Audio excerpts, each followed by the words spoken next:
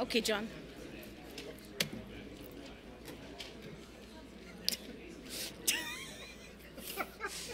Or was I supposed to look serious? Bye-bye.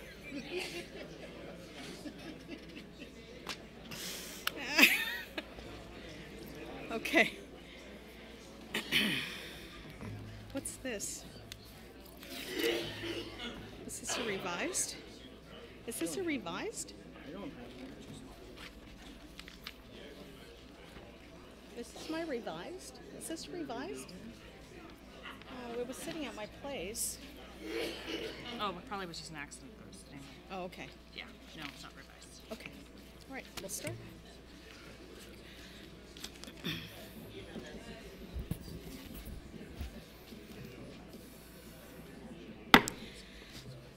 Good evening. We're starting the Port Hueneme City Council regular meeting and successor agency board special meeting here on this December 17, 2018. As we call the meeting to order, we'll have the flag salute and I will provide the inspiration. Please rise.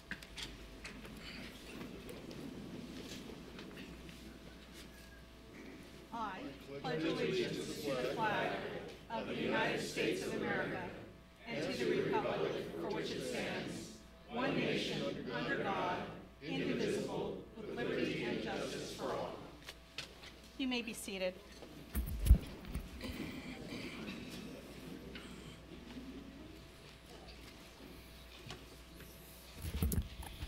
Let me start this inspiration with a quote from Norman Vincent Peale. Work and pray, think and believe. And then from Mark Twain, the secret of getting ahead is getting started. 24 years ago, a brave man stepped onto this dais and created a bridge to the community. His mission, to leave the city in a better place than how he found it. He poured out hours and hours in meetings, committees, discussions, travel, dinners, forums, retreats, planning and study sessions, luncheons, of course, all for our sake. His tried and true method, there's middle ground somewhere in this discussion. We'll get to it as long as we're talking. He poured out plenty, remembering the past is a bridge to the future, but how can that be? It may sound like an oxymoron. Sounds like it could get us nowhere, but in the truth, it's advanced this city into the future. Councilmember Jonathan Sharkey is retiring today after 288 months of serving this city. That means he's attended at least 576 council meetings. I multiplied that out. And if each one is about 2.5 hours long, that's 1,728 hours of meetings. And then when you get the packet, there might be, an upwards of 2-3 hours of reading material and questions. So that's over 2,500 hours of reading. And then, of course, there's all the meetings that he attended that aren't just city council meetings, but everything else in the community. So you add then another 2,000 or so meeting hours. And of course, that's not even including the closed sessions that we've had over the years. So John, I applaud you for your stick-to-it attitude, your will to accomplish more, and your determination to see progress here in the city of Port Hueneme. I hope the history I've gleaned from serving with you on the City Council will continue to move us forward for the next 24 years. Thank you for being an inspiration to all of us.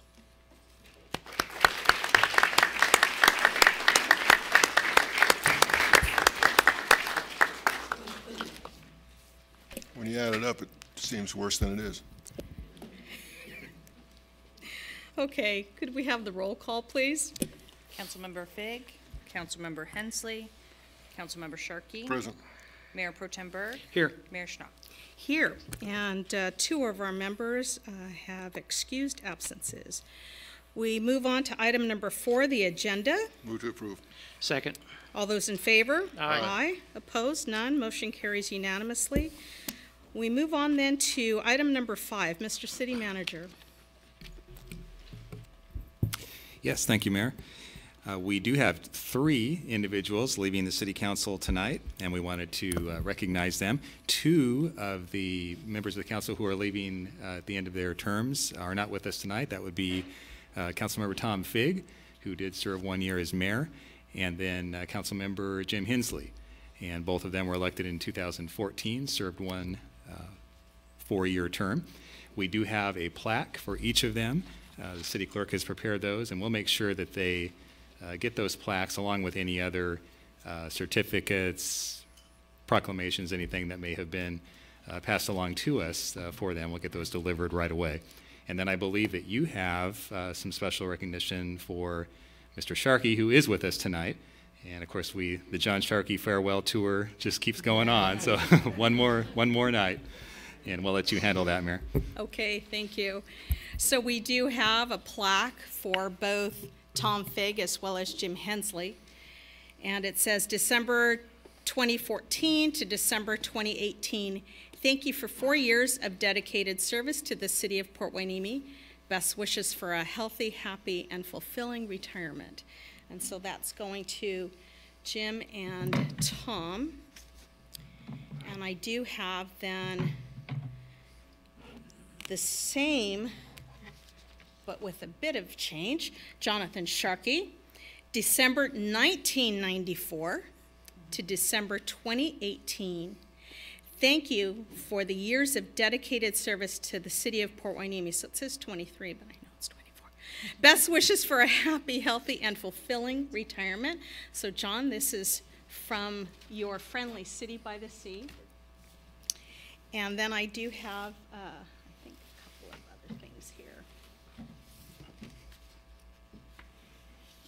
This one.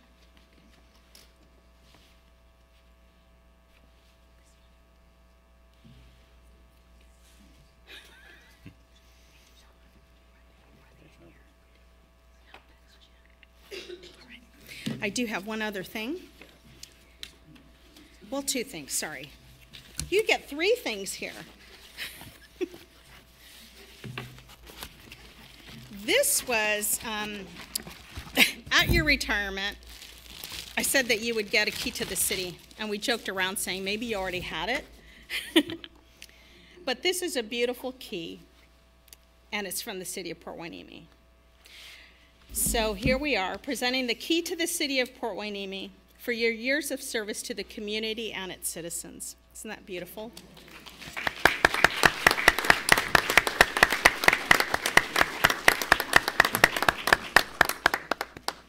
And I have this. There's more. So there's one other thing.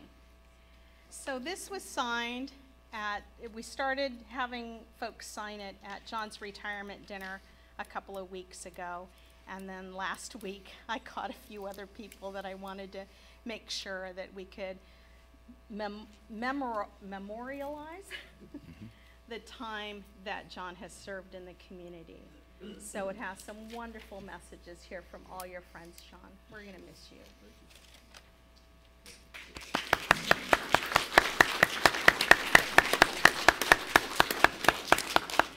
Would you like to say a few words? Well, I'm noted for my for being taciturn and not saying much. That's a joke. We had, of course, at the last meeting, we had a recognition and where we had people get up and said nice things and gave us plaques and did a valedictory. You know, first of all, I see an old friend, Martin Hernandez, in the audience, who himself has left Santa Paula City Council. He's one of the folks around the county this year who have left office. It's going to be a different crew coming in. So having said my farewells and my thank yous, I'd like to address these remarks to the incoming folks, the new folks. And one of the best pieces of advice that I ever got was from a gentleman on the Santa Paula City Council, Alfonso Urias. And he said, you know, this is a very easy job. All you have to do is be able to count to 3. Sounds simple. But what that means is, as you come up on this dais, you're now part of a team. And that you do not succeed by yourself. This team will succeed together or it will fail together. And part of that team is your staff. And in several of the retirement speeches I've given so far, I've emphasized the importance of support from your staff and supporting your staff in turn.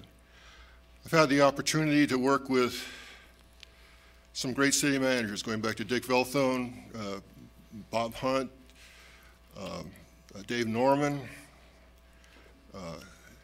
Cynthia Haas, and Rod Butler, and I've learned something from each one of them. And my advice to new council members is always approach this job with humility. Your most important attribute is a willingness to learn. And you will learn from everybody and be willing to learn.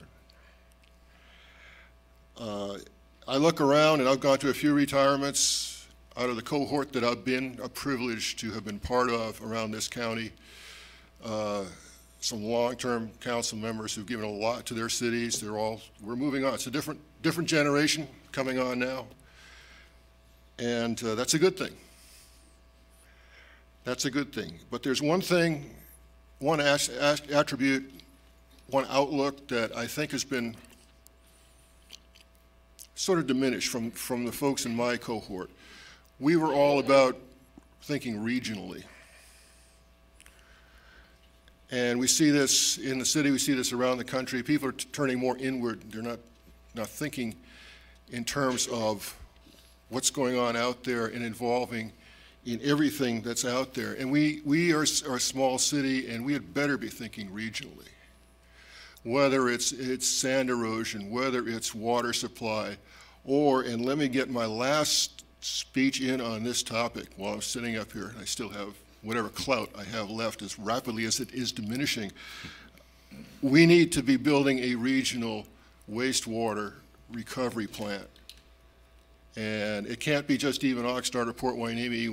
I was just over in Ventura, and they have problems there too. And so I challenge these folks that are coming up here now. I challenge you to pick up that banner and move it forward. It'll take your whole career. It will take all your time. But if you can succeed, you will be providing for the needs of 500,000 people for the next 40 years. It's worth the effort. And I hope somebody picks up that banner and moves it forward. And as I leave, we all know we've had the difficulties we've had here over the last few years. But I think I'm leaving this place in a good situation. We've come through some very difficult times. And it was not easy. And there are plenty of times I wondered why I was even here.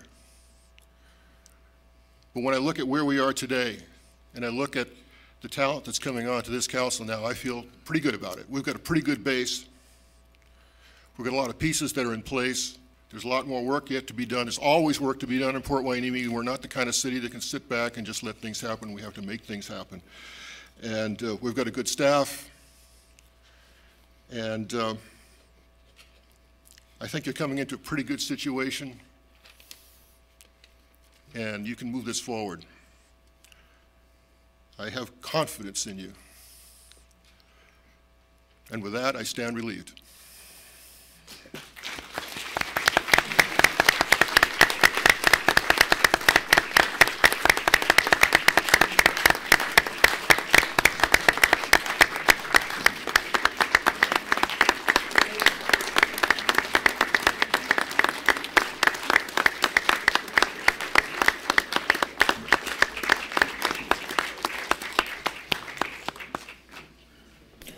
gosh, well, thanks everybody for all the support. And those of us who have been in this position know that the support from everybody in the community is what makes it happen. So thank you so much for that. I appreciate it. All right, so with that, let me acknowledge a few people who are in the audience. So I'll start with, I think I saw Supervisor Kelly Long here. Hello, Kelly.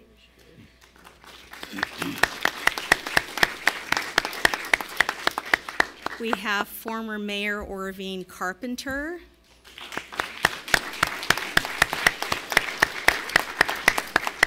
Former Mayor Tony Volante.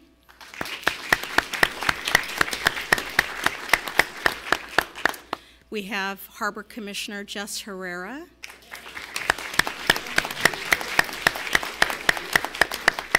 Former Harbor Commissioner Arlene Frazier.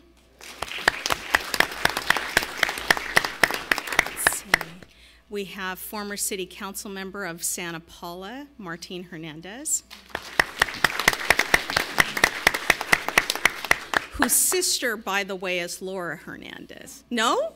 All right. No relation? No relation. Okay. Thank you. Well, all right. So I was told, but okay. Thank you for disproving that. Anyone else that I need to recognize here? We have Chief Andrew Salinas in the back. I don't think I see. Is there anybody else? No? Okay, I think I got everybody. Okay. All right. So at this point then, I will go to item 5B, and that is for Madam City Clerk.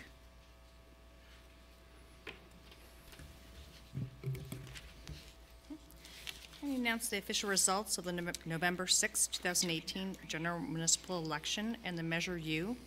They are as follows. There was a total of 5,925 ballots cast. Measure U passed with 3,789 yes votes, which is 69.33%. The 3 elected members of the City Council are Laura Hernandez, Stephen Gama, and Richard Rowlands. And with that, I introduce for adoption a resolution of the City Council of the City of Port Hueneme declaring the results of the municipal general election held November 6th, 2018. Move to adopt the resolution. I'll second that. All right, all those in favor? Aye. Opposed? None. Motion carries unanimously. And at this point, we will then recess for our small reception to congratulate John for his service and welcome the new ones. You can meet us then out in the lobby area, and we'll take about 10 or 15 minutes. So we'll recess and then reconvene City Council. Thank you. So that's your bag, so that you don't scratch that. So get that in there.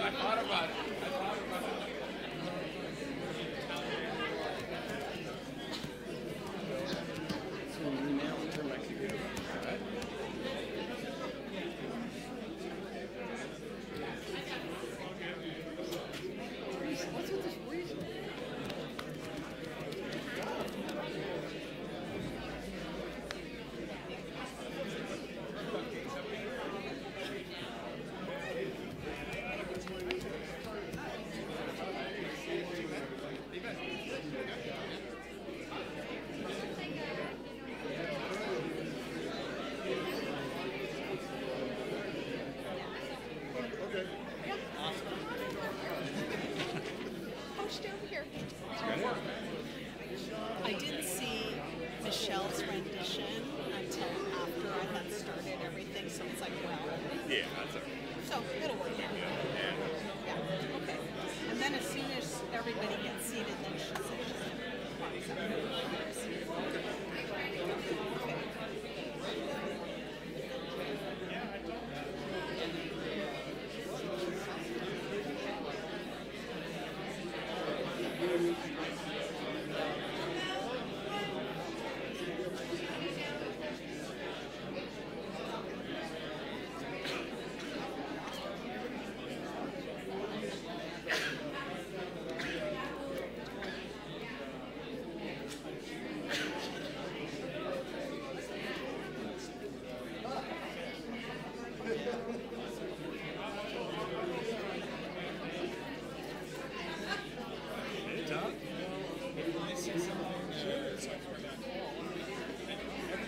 while you get interviewed by particular individuals.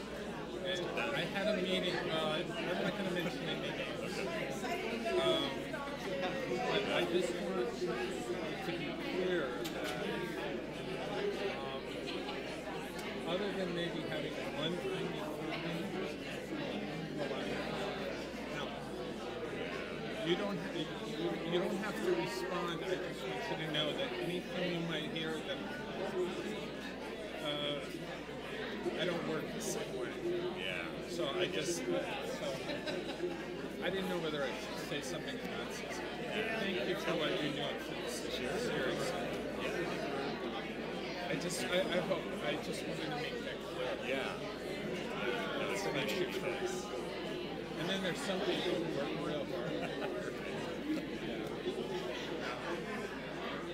Well, it's a nice... Yeah, three brand new people. Yeah. I hopefully it's going to be nice and cohesive. Calmer bunch. Right. Yeah. And Measure U, I'm so proud. Yeah, over 69%. Yeah. Well, look at the two salesmen out here.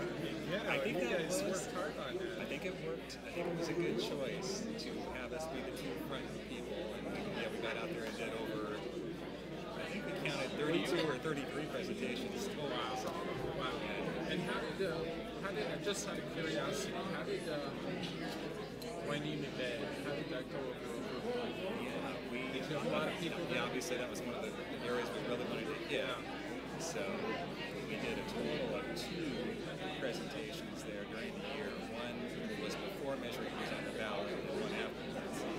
And I think most of the feedback, the vast majority of the feedback was really positive.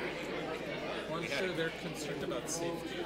Yeah, that's a huge deal. Having access to a local police department, especially one that goes on medical service calls. Which Let me make you smile.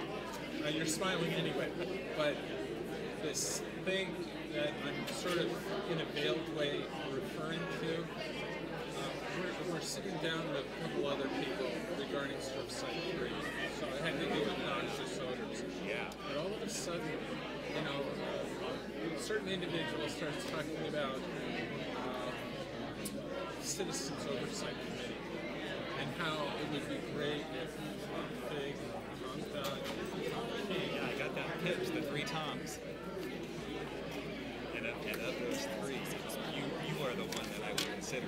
Well, yeah, I can find, believe me, I can find volunteers if you need volunteers. But Sure, yeah, right there. I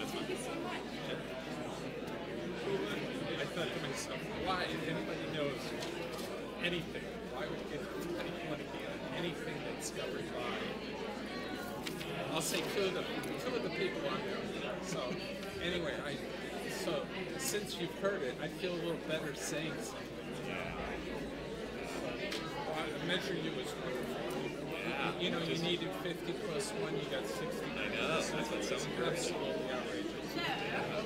Last week, I would have bought these if I And so, our group is just mostly concerned about I figured. stuff that I know you know full well, but just Yes, whatever we I can get have a rid whole of. bunch right here for them, so thank you. Not spending too much money, getting They're swearing them in right now, just right after this. We're swearing in our dead name. that we have. I thought it was Twitch. And I I know was like, that okay. the police department Where did I learn all this? Well, your we're hands supposed to do something I a little different, know but your we hands switched are up, full, so just go with but it. before too much money gets spent on whatever. Right. Yeah, that's going to be one of the big challenges is making sure that we don't. We've taken over your area. Oh, yeah, Sorry. That's okay, you guys are fine.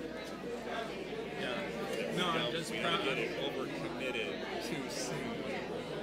And I'm talking really about the cannabis revenue and Measure U, because there's a substantial amount between the two of them that I just. And the port is looking to do a little bit more. I think we're going to have a cannabis come in the conversation today. That's what it looks like. Yeah, we just kind of shocked us. We didn't know. We haven't heard of this organization. Apparently, they're under the impression that the building they're in is owned by the city. We don't think it is. That it's the city, but it's the building. So You're gonna have a lot of. Yeah. So anyway. Okay, well, thanks again, Tom. Congratulations. All right. Yeah, thank you for your public support.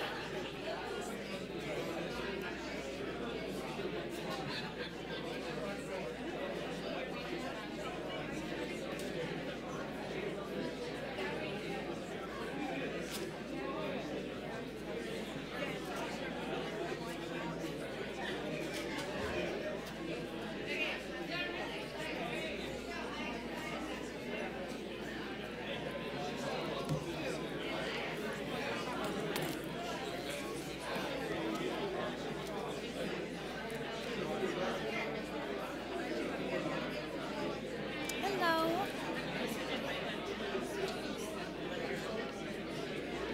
Yeah, I already put it in the pile. Oh, okay. Yep, I already put it in. Oh. Yes.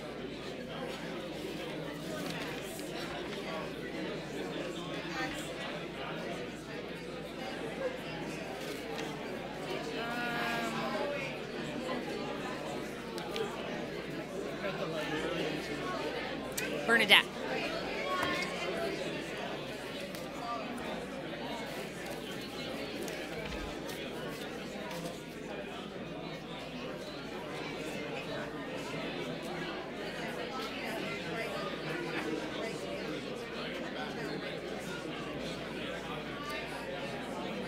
Let's see.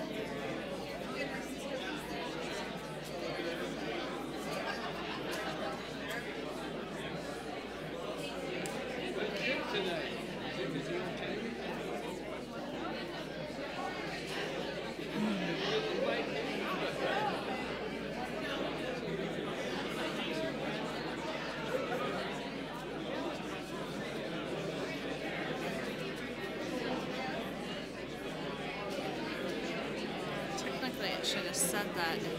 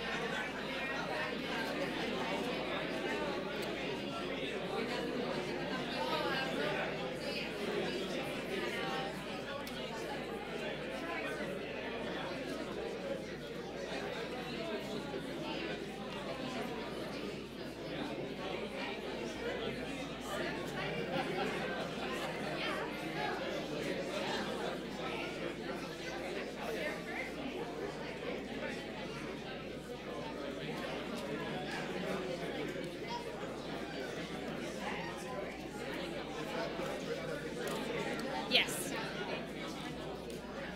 Are you stealing it? And then. Oh, it's not me. It's Walt. Oh, okay. So I'm going to call you both back, and then you're going to read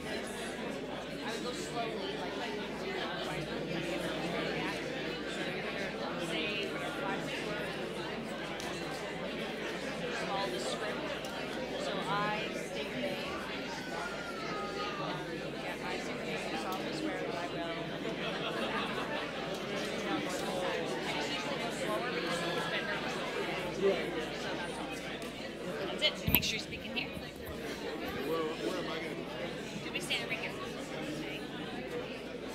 And then you'll go up to the seat. Okay, right. And you'll be. We're going to be the first one. It's good to get up on that. Yeah, I just break it up, you know. I've done that before, but I'm like, Yeah.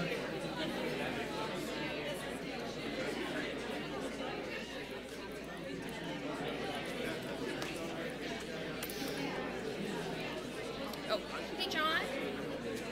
They were supposed to fix that plaque, though.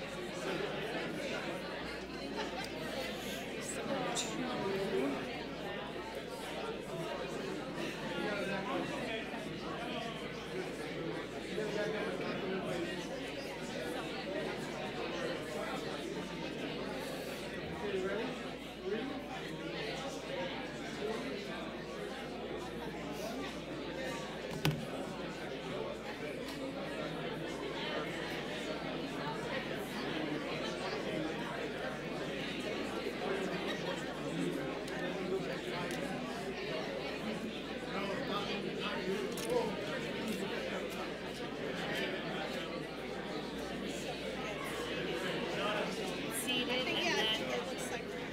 and then I'll call each person this. So, before we go to the reorganization, this is like the best time to do it. Well, yeah, to call, you know, we call each one up to this morning. Yeah, but my presentation should go before. Okay, so, yes. I'll do that right now. Okay, got it. Yes. Yeah, it feels good. Thank you. I'm like sweating to death.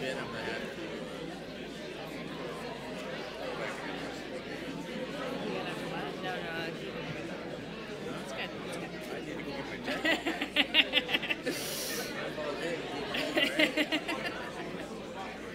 My car in the bag.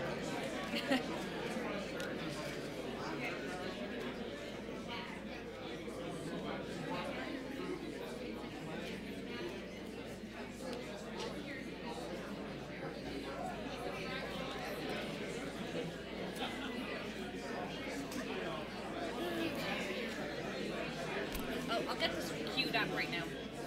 Okay.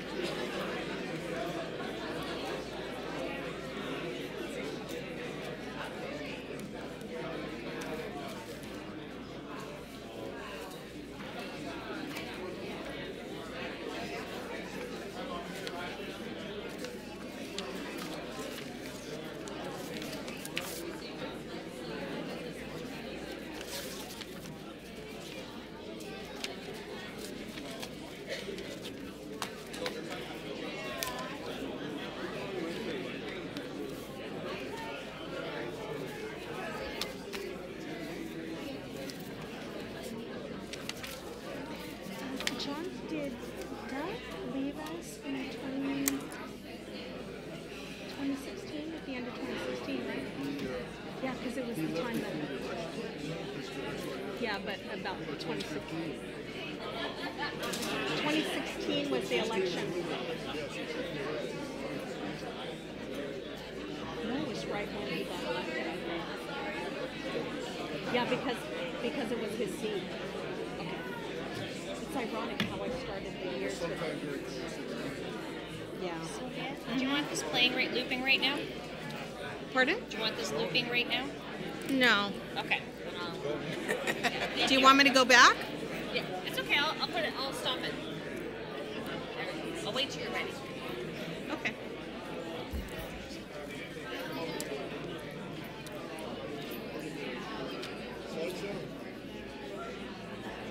You know, I remembered when I wanted to do it, Dave Norman, I said, I want to talk about what happened in the I feel like a stink. And he didn't,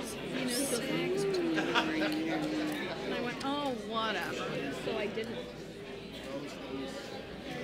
I was surprised he showed up.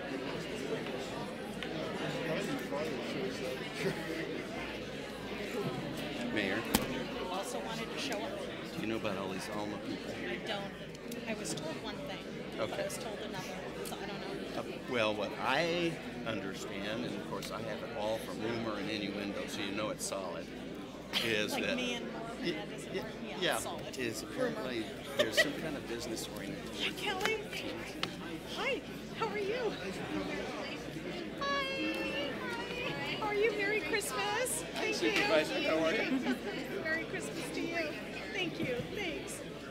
And I guess, and I didn't get this part until I spoke to Steve Kennedy, he thinks that's the building that somebody he talked to is buying with the idea of trying to turn it into a cannabis facility. But we don't know anything about it. I mean, the guy just told Steve he was interested in it. They apparently canceled their lease. He has the right to think that he's the property owner. I mean, unless he broke the lease. So, I thought what we do is Oh, John Baker, interim? come up on public comment and say, oh, okay, we won't do this is about Oh, yeah, that's true. manager of the city of County Trust. We don't really have anything to do with it, so let them explain it. Normally we wouldn't get into it. Good job on reading your Thank results. you. she did her own thing as I came in. Yeah, that was good to see because I had explained it to her. Well, you're a city. Well, you know, I've been working. So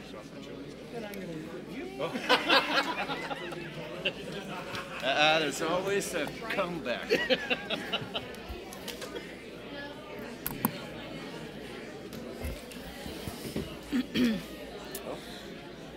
All right, we will then end the recess and come back to our city council meeting. I know, but yeah, but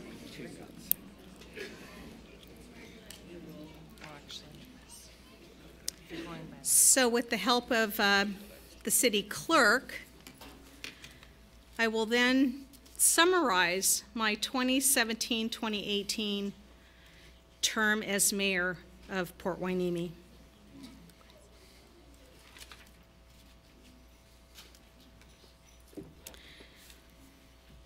I describe myself as fortunate to have served now 10 years on the city council, to be completing this, my third term as mayor, to be challenged at the same time of being blessed, and to serve in a city whose story can be described by the opening line from the book, A Tale of Two Cities.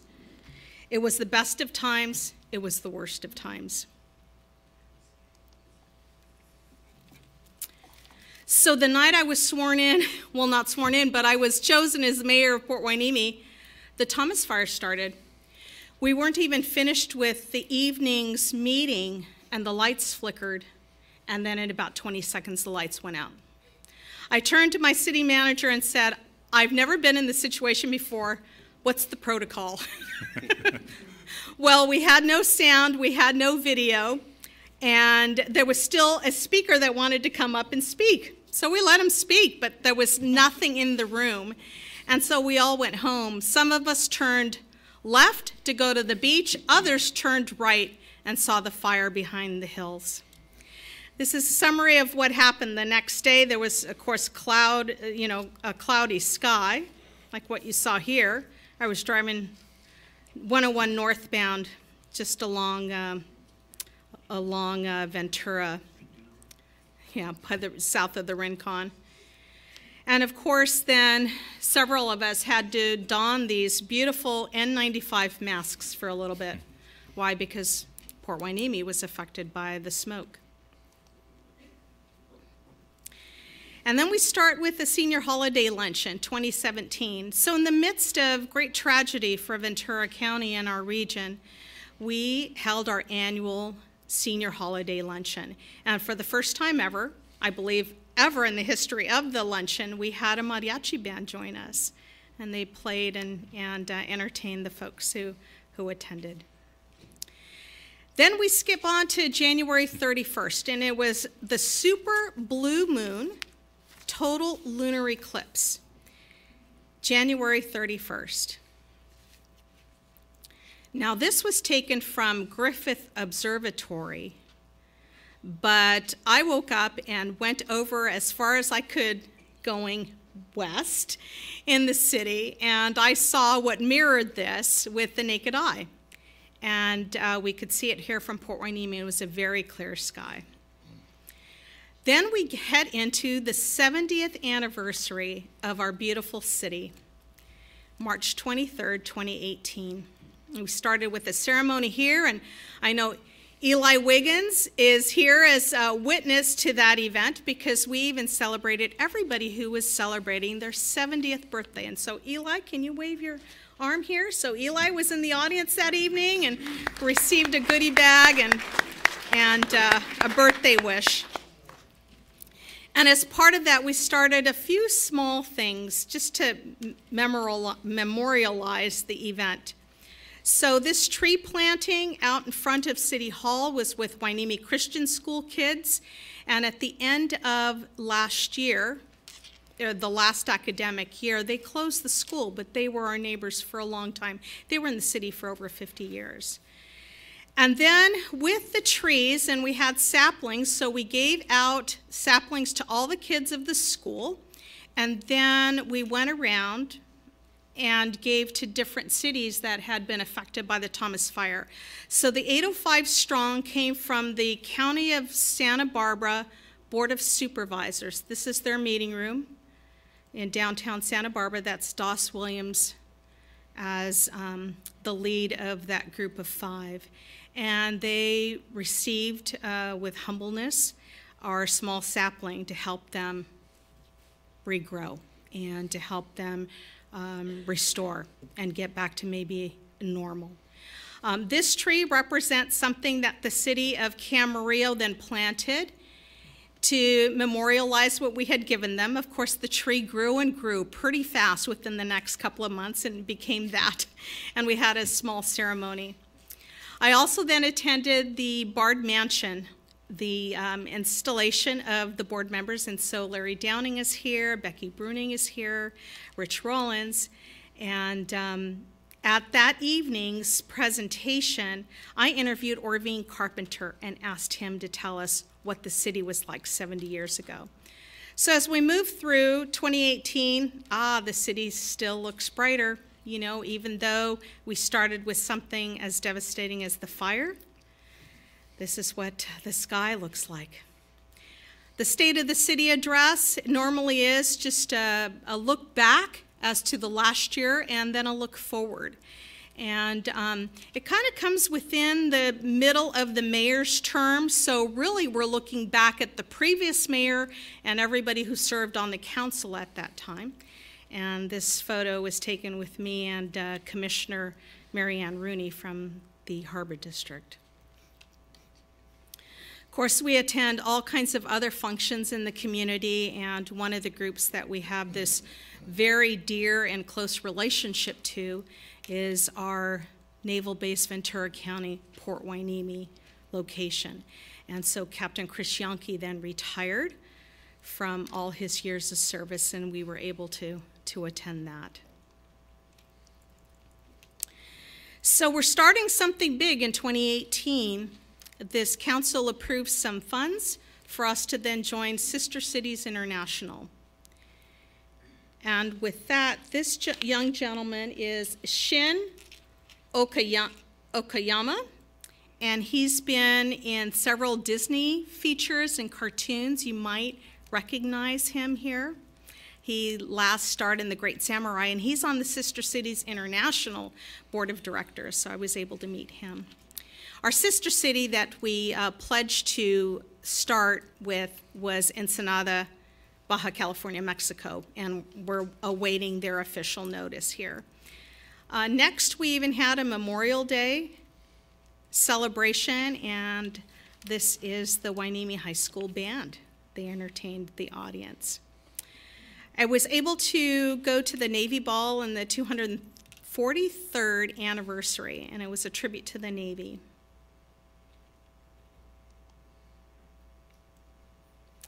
Of course, it wouldn't be the same if I, yet again, did a table at the Friends of the Braypruder Library annual fundraising tea.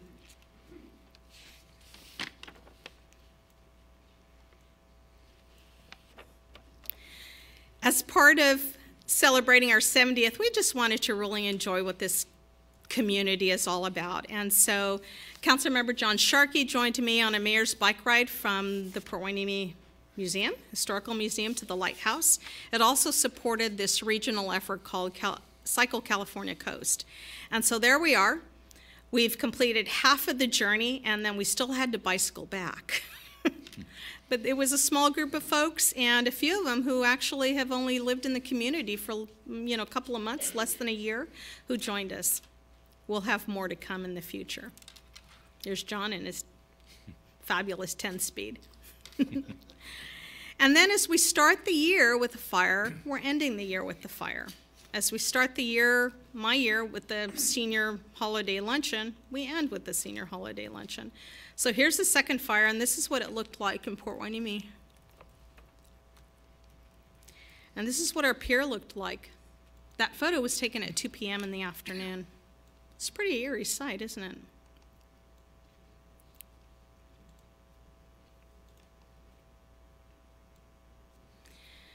Then, of course, with Larry Downing and the fabulous events he puts together every year, we had a Veterans Day celebration here in front of City Hall. And he helped us honor the women who actually served in the different wars. And he had some fabulous speakers. And I'm standing here with a retired dentist from the Navy and his lovely wife, Bill Stewart, and his wife and daughter and a good friend of mine. And then, of course, the recognition of Councilmember John Sharkey's 24 years on the council.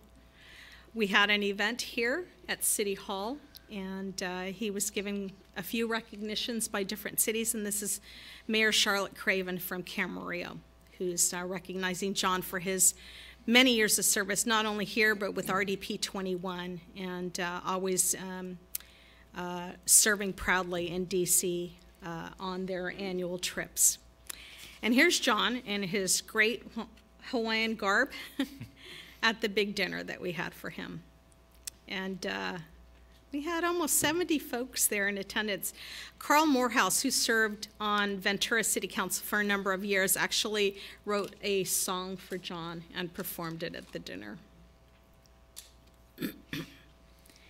And here we are then, with the second senior holiday luncheon just last week.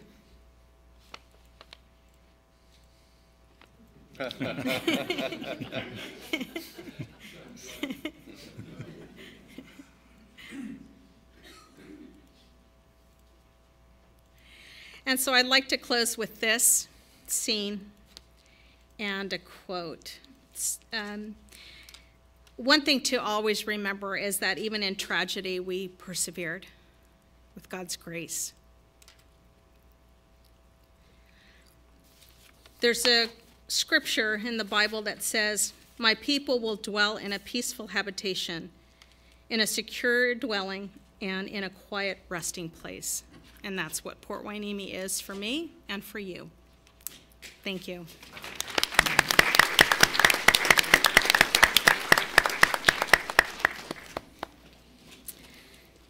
So with that, we move on to item number 6. And here's where the city council reorganizes. It reorganizes every time there's an election. And at this point, we have item Mayor, 6. Yes. I think we need to conduct the swearing-ins of the Oh. new council members, or we're going to find it difficult to reorganize. Yes, you're right. Okay, so let me go to my new sheet here. So then, yeah, this is the revised one. All right. So oath of office. So I then allow the city clerk to call up the 3 who have been voted in. Okay? If I may make a preparatory comment. Yes. State law actually provides that the city clerk will swear in new council members, and earlier before this meeting, that in fact occurred. But it is appropriate to allow a new council member who's entering into 4 years of service, I almost said servitude, be allowed to have somebody that is meaningful to them administer their oath. So that's what we're going to do now. So I'd like to call up Steve Gama and Walt Johnson.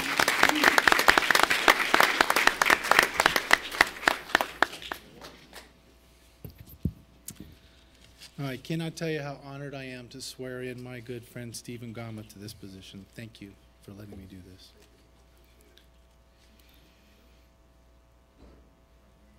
Can you hear it?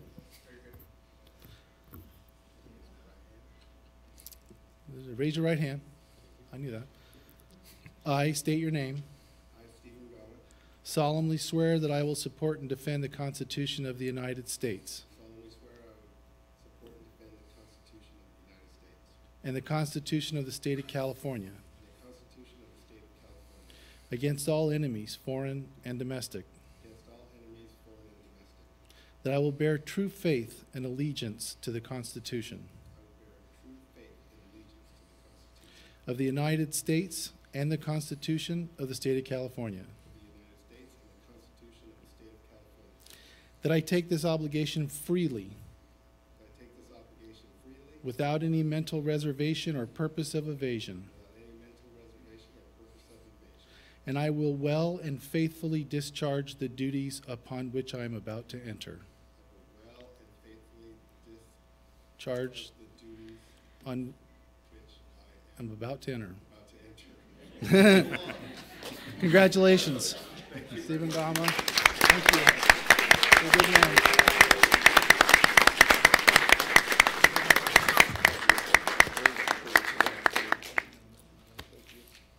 Thank you all for coming. I would like to call up our next council elected.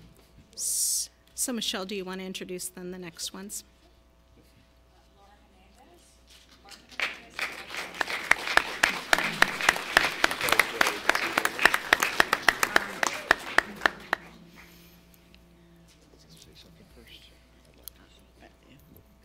I just want to take a second to tell you how grateful I am and honored that you invited us to participate in the ceremony tonight. I think the citizens of Port Hueneme are going to be very well served by your service, and thank you for allowing us to be a part of it.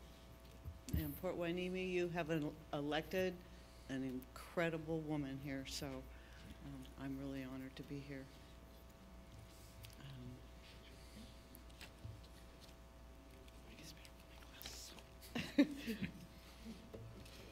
I state your name. I, Laura Hernandez, Solemnly swear that I will support solemnly swear that I will support and defend the Constitution of the United States and defend the Constitution of the United States and the Constitution of the State of California and the Constitution of the State of California against all enemies, foreign and domestic. against all enemies, foreign and domestic, That I will bear true faith and allegiance that I will bear true faith and allegiance to the Constitution of the United States and the Constitution of the State of California, to the Constitution of the United States and the Constitution of the State of California, that I take this obligation freely that I take this obligation freely without any mental reservation without any mental reservation or purpose of evasion, or purpose of evasion, and I will well and faithfully and I will well and faithfully discharge the duties upon which I am about to enter. discharge the duties upon which I'm about to enter. Congratulations.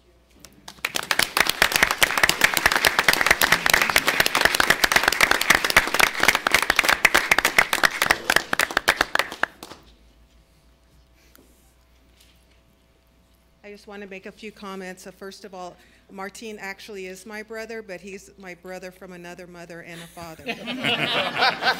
Got it. Okay, so you didn't get that one wrong. I just want to thank everybody for turning out tonight to watch the swearing in of the new council. I would have to say change is coming to Port Hueneme. Tonight we stand on the shoulders of giants like John Sharkey and Tony Vellante and Orving Carpenter and the others who've come before us. And I hope that we can continue their good work and in the legacy of John Sharkey, leave this place better than we found it. Thank you. Thank you.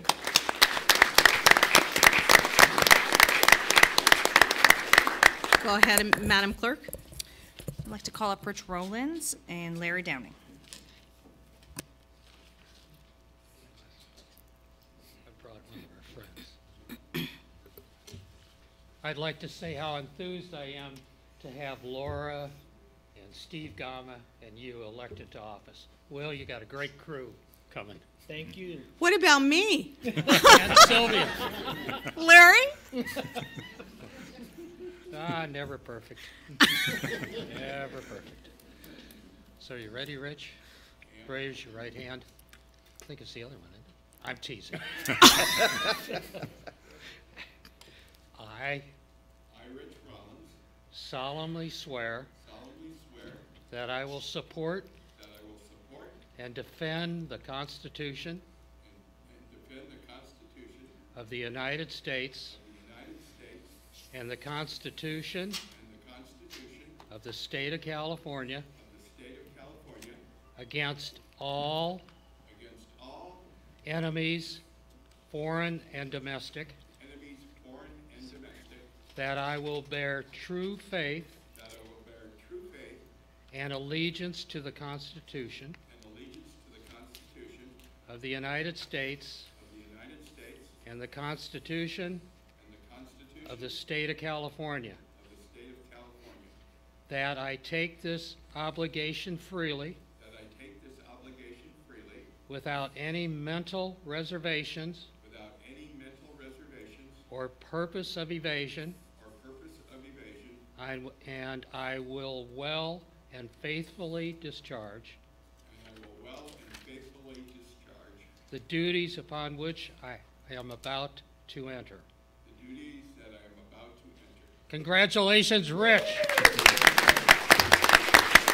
You won't be Santa Monica Rich anymore. It's going to be Port Hueneme Rich. I just want to thank my friends and my family who supported me through this venture, and I hope that those of you who voted for me, and those of you who didn't, that I truly represent you well, and I listen to you, and we do good things in the coming 4 years.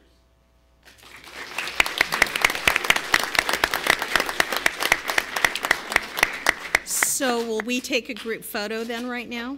Is what I had? Okay. So right up here in the front. Do you want us standing in the back, or do you just want all of us in the front? All of us in the front.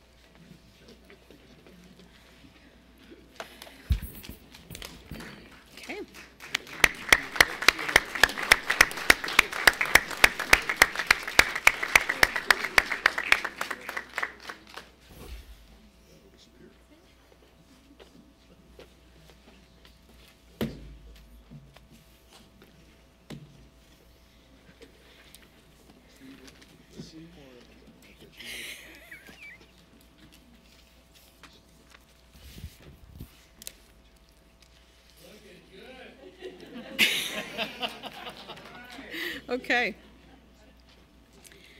So, are there any other comments that each of you would like to make? If you may have missed something? No?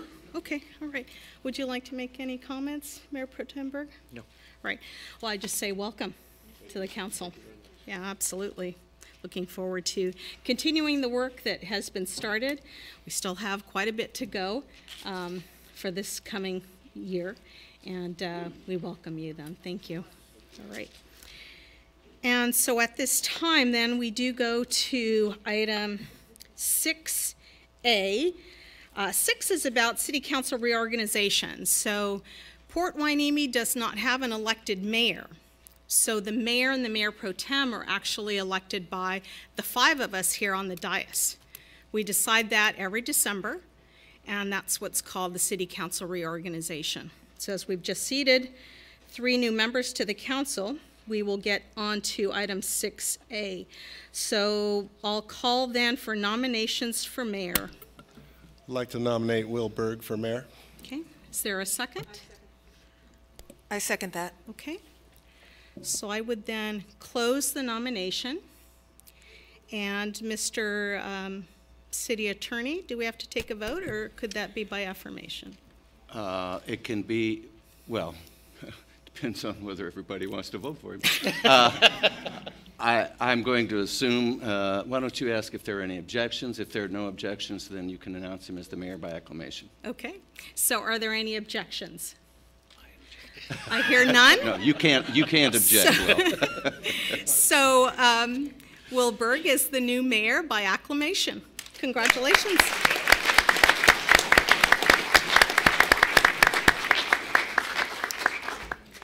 And then we move on to 6B, nomination for mayor pro tem. Is there a nomination? Yes, I would like to nominate Laura Hernandez for mayor pro tem. Okay. I'd like to second that. Okay. And are there any objections? Hearing none, then the mayor pro tem is Laura Hernandez by acclamation.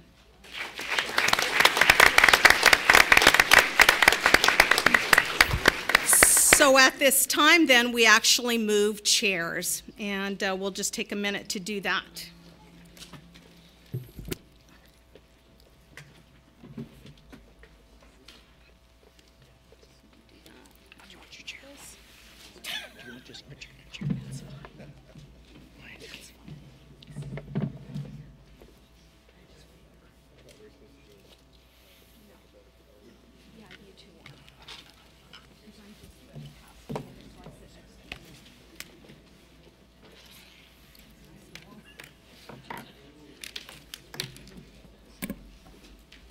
Okay, so then the past mayor sits next to the new mayor. All right, there you go.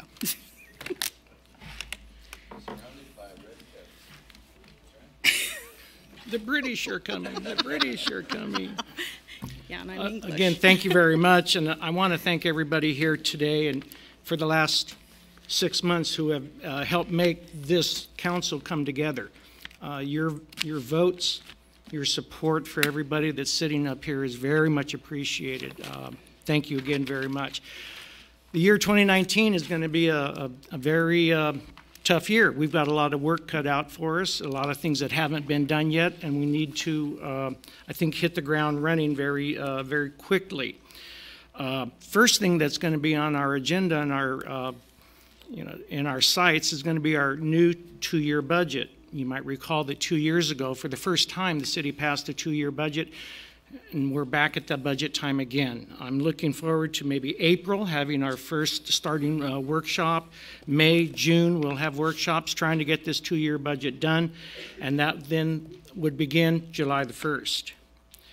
We can't finish the budget until we know what our new water rate study is going to reveal. Right now, the city is looking at in excess of $30 million required to rebuild the infrastructure with our water program here. There have been, this year alone, 14 major breaks in the water system, almost all of them along Channel Islands Boulevard. Our infrastructure is aging terribly, and unfortunately, it's going to have to be repaired and replaced. My first thought was, oh, traffic again. Imagine what the roads are going to be like. But it's something we have to do. We want to continue to pursue and enhance our strategic plan. 2 years ago, again, we introduced a strategic plan here for the city. And now with a new council, we need also some new visions for that plan. We still have more things to carry out, but we still want the input from our new council now. Measure U passed. And now we're going to be looking to implement Measure U and with our new council. Now this is going to be, we need to come up with an oversight committee for how we're going to begin spending these funds. Actual Measure U sales tax begins on April the 1st. We won't see any revenue from this until probably July the 1st. We need to focus this year on the sale and or lease of city-owned properties. This includes 700 Port Hueneme Road.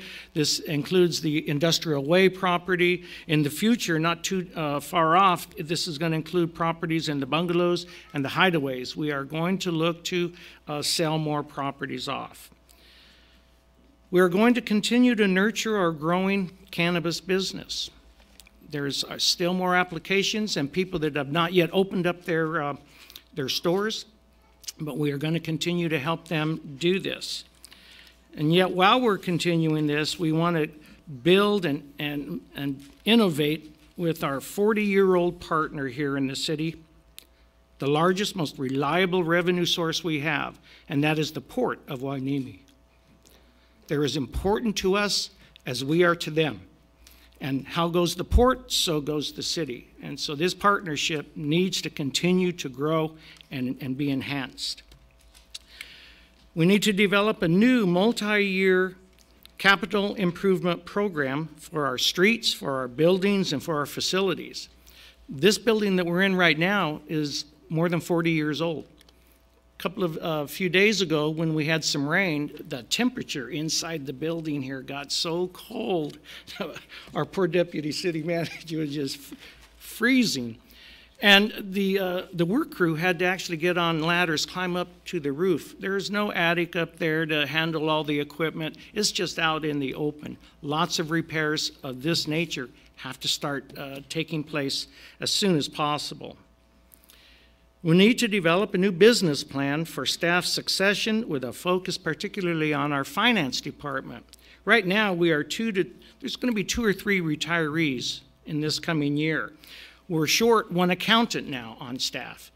And city budgets are incredibly complex and difficult to read and understand. It's a challenge for anybody. And so communicating that budget and educating this council on that is going to take a major priority. We need to develop a new business plan for staff succession. With that, we need to work also with the police department and Chief Salinas to develop new staff. We're looking at a, yes, traffic enforcement officer along Ventura Road. Slow down, ladies and gentlemen. But we also need to further develop our what do I want to say? Our new technologies that are coming to play now in police work. We look forward to hearing from our police chief on this and supporting his efforts to not only build the police department, but to make it a more modern police department and keep it the best police department in Ventura County. We need to develop a new master planning process for all of our city parks, for the coastal parcels, et cetera.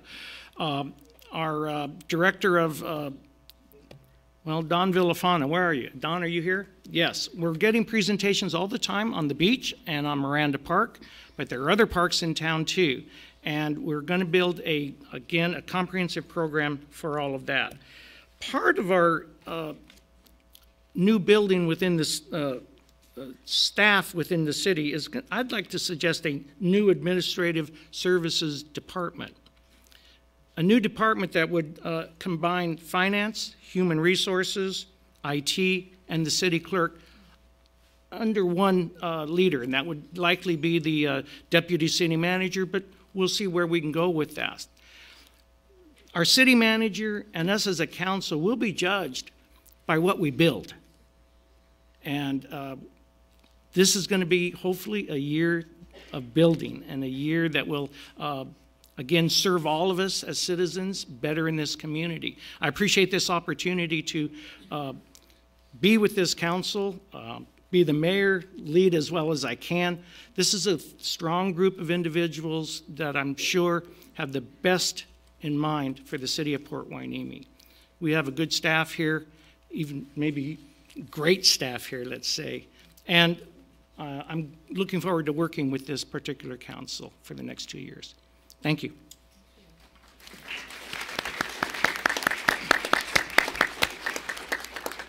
So now, do I want to look at these, or do I want to just follow this? You're right here. Annual report. Yes. 7. Mhm. Nope, not yet.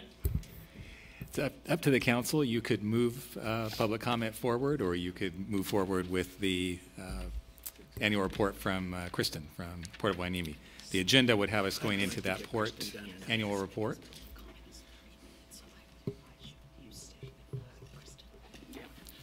Yes.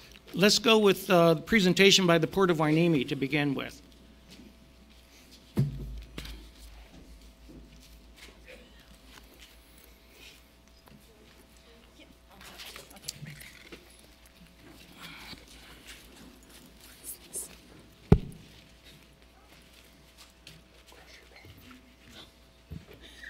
Good evening, Mayor and members of City Council. I have to say it was a real pleasure tonight to watch you all celebrate democracy and congratulate you all on your new positions and posts here, and appreciate the work that we've done in the past with the hierarchy that's been here. So really looking forward to working with all of you and congratulate you on a really terrific evening.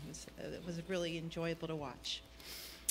So with that, it's a privilege to be here and present and be the first item before the new City Council, and I think it is a statement of the partnership and a testament to the good work that we can do together and have done together and will continue to move forward. And hopefully the story and the slides that we have before you will reiterate what Mr. Mayor Berg said about the history and the partnership and that we shared, and how we, when one does well, the other does well. And I think that you'll see this in this presentation. I'd also like to take the opportunity to introduce my team here, Austin Lacayo and Donna Lacayo and Austin Yang. And I'm looking at, the reason I have a joke, last year I introduced Austin as Austin Powers because he has a little slat right next to his door that says Austin Powers, so I made that mistake, and I promised myself I wouldn't do it tonight, but I did. I mixed up their names. So Donna Lacayo is my commercial business officer, and she's also the public affairs officer, and Austin is the director of finance, and he's with us too, and happy to help answer any questions the council might have this evening. And of course, I would be remiss if I didn't introduce the commissioner here and the leadership of the board that really makes it all happen at the port. There's an expression, the fish rots at the top, so you got to have a strong, in your leadership here and the leadership of the board, it's really important to the success of all of us to have strong leadership, and we're fortunate to have that at the port, and with Commissioner Herrera here this evening, our vice president. So just for the audience that's with us tonight, I might just dip in a little bit to this. So the mission of the Port of Hueneme is to provide social and economic good to the community. Our commissioners are voted by the people within the Oxnard Harbor District, which includes the city of Port Hueneme and the city of Oxnard. And they serve the people and the constituents to create economic and social opportunity. The money that comes into the port is all from our customers, and it's private revenue, but once that money's inside the halls of the port, we're owned by the taxpayer. And we have to behave like a private, like a public agency. So our mission is not to become a rich port, but it's to enrich the community. And I think that's important that we express that role and mission statement that we have. So to touch on the facts and the state of the port and how we're doing, we had our best year in our history. We had a milestone benchmark year. I think what's particularly exciting about the success of the port is that it's really driven a lot by the export activity that we've seen. Our agricultural exports here that are servicing the growers in Ventura County and beyond are up a very steep, large amount of 42%. Our overall cargo is up 8% over last year. And we've had about 23% growth in cargo since 2012. So things are going really well at the port. And again, it comes to this partnership and working together to do good things to increase cargo and revenue for both of us. just a snapshot of the cargo throughput through the port, so you can kind of see here, this is the trajectory that we're on. You see a little spike there in 2015. That's because there was a lot of cargo diverted to Hueneme during the management labor dispute that happened in 2015. You probably heard about it. Home Depot trying to get their goods, and LA was having problems. Well, a lot of that cargo was diverted to Hueneme, and we had a nice spike there. But we actually topped that this year, so we are excited to see this kind of productivity at the port. Large commodities continue to be the banana business, and even that was up 5%. It tends to be inelastic to the economy, so to see growth in that sector, 5% is pretty significant. Auto trade is really stable. It's by significance, the amount of bananas that come in through the port actually weigh more than the amount of automobiles that come from the port. But if you flip that into a revenue chart, we actually make more money off the cars just because they're higher margin commodities. And for those that haven't heard us say it, the globe's up there, because if you line up all the bananas nose to nose that come through the port in 1 year, it's enough to go around the globe 12.5 times. So quite a few bananas come through the port, 90 million a week or 3.3 billion a year. And all of the trade that comes through the port supports 13 states here on the western part of the United States.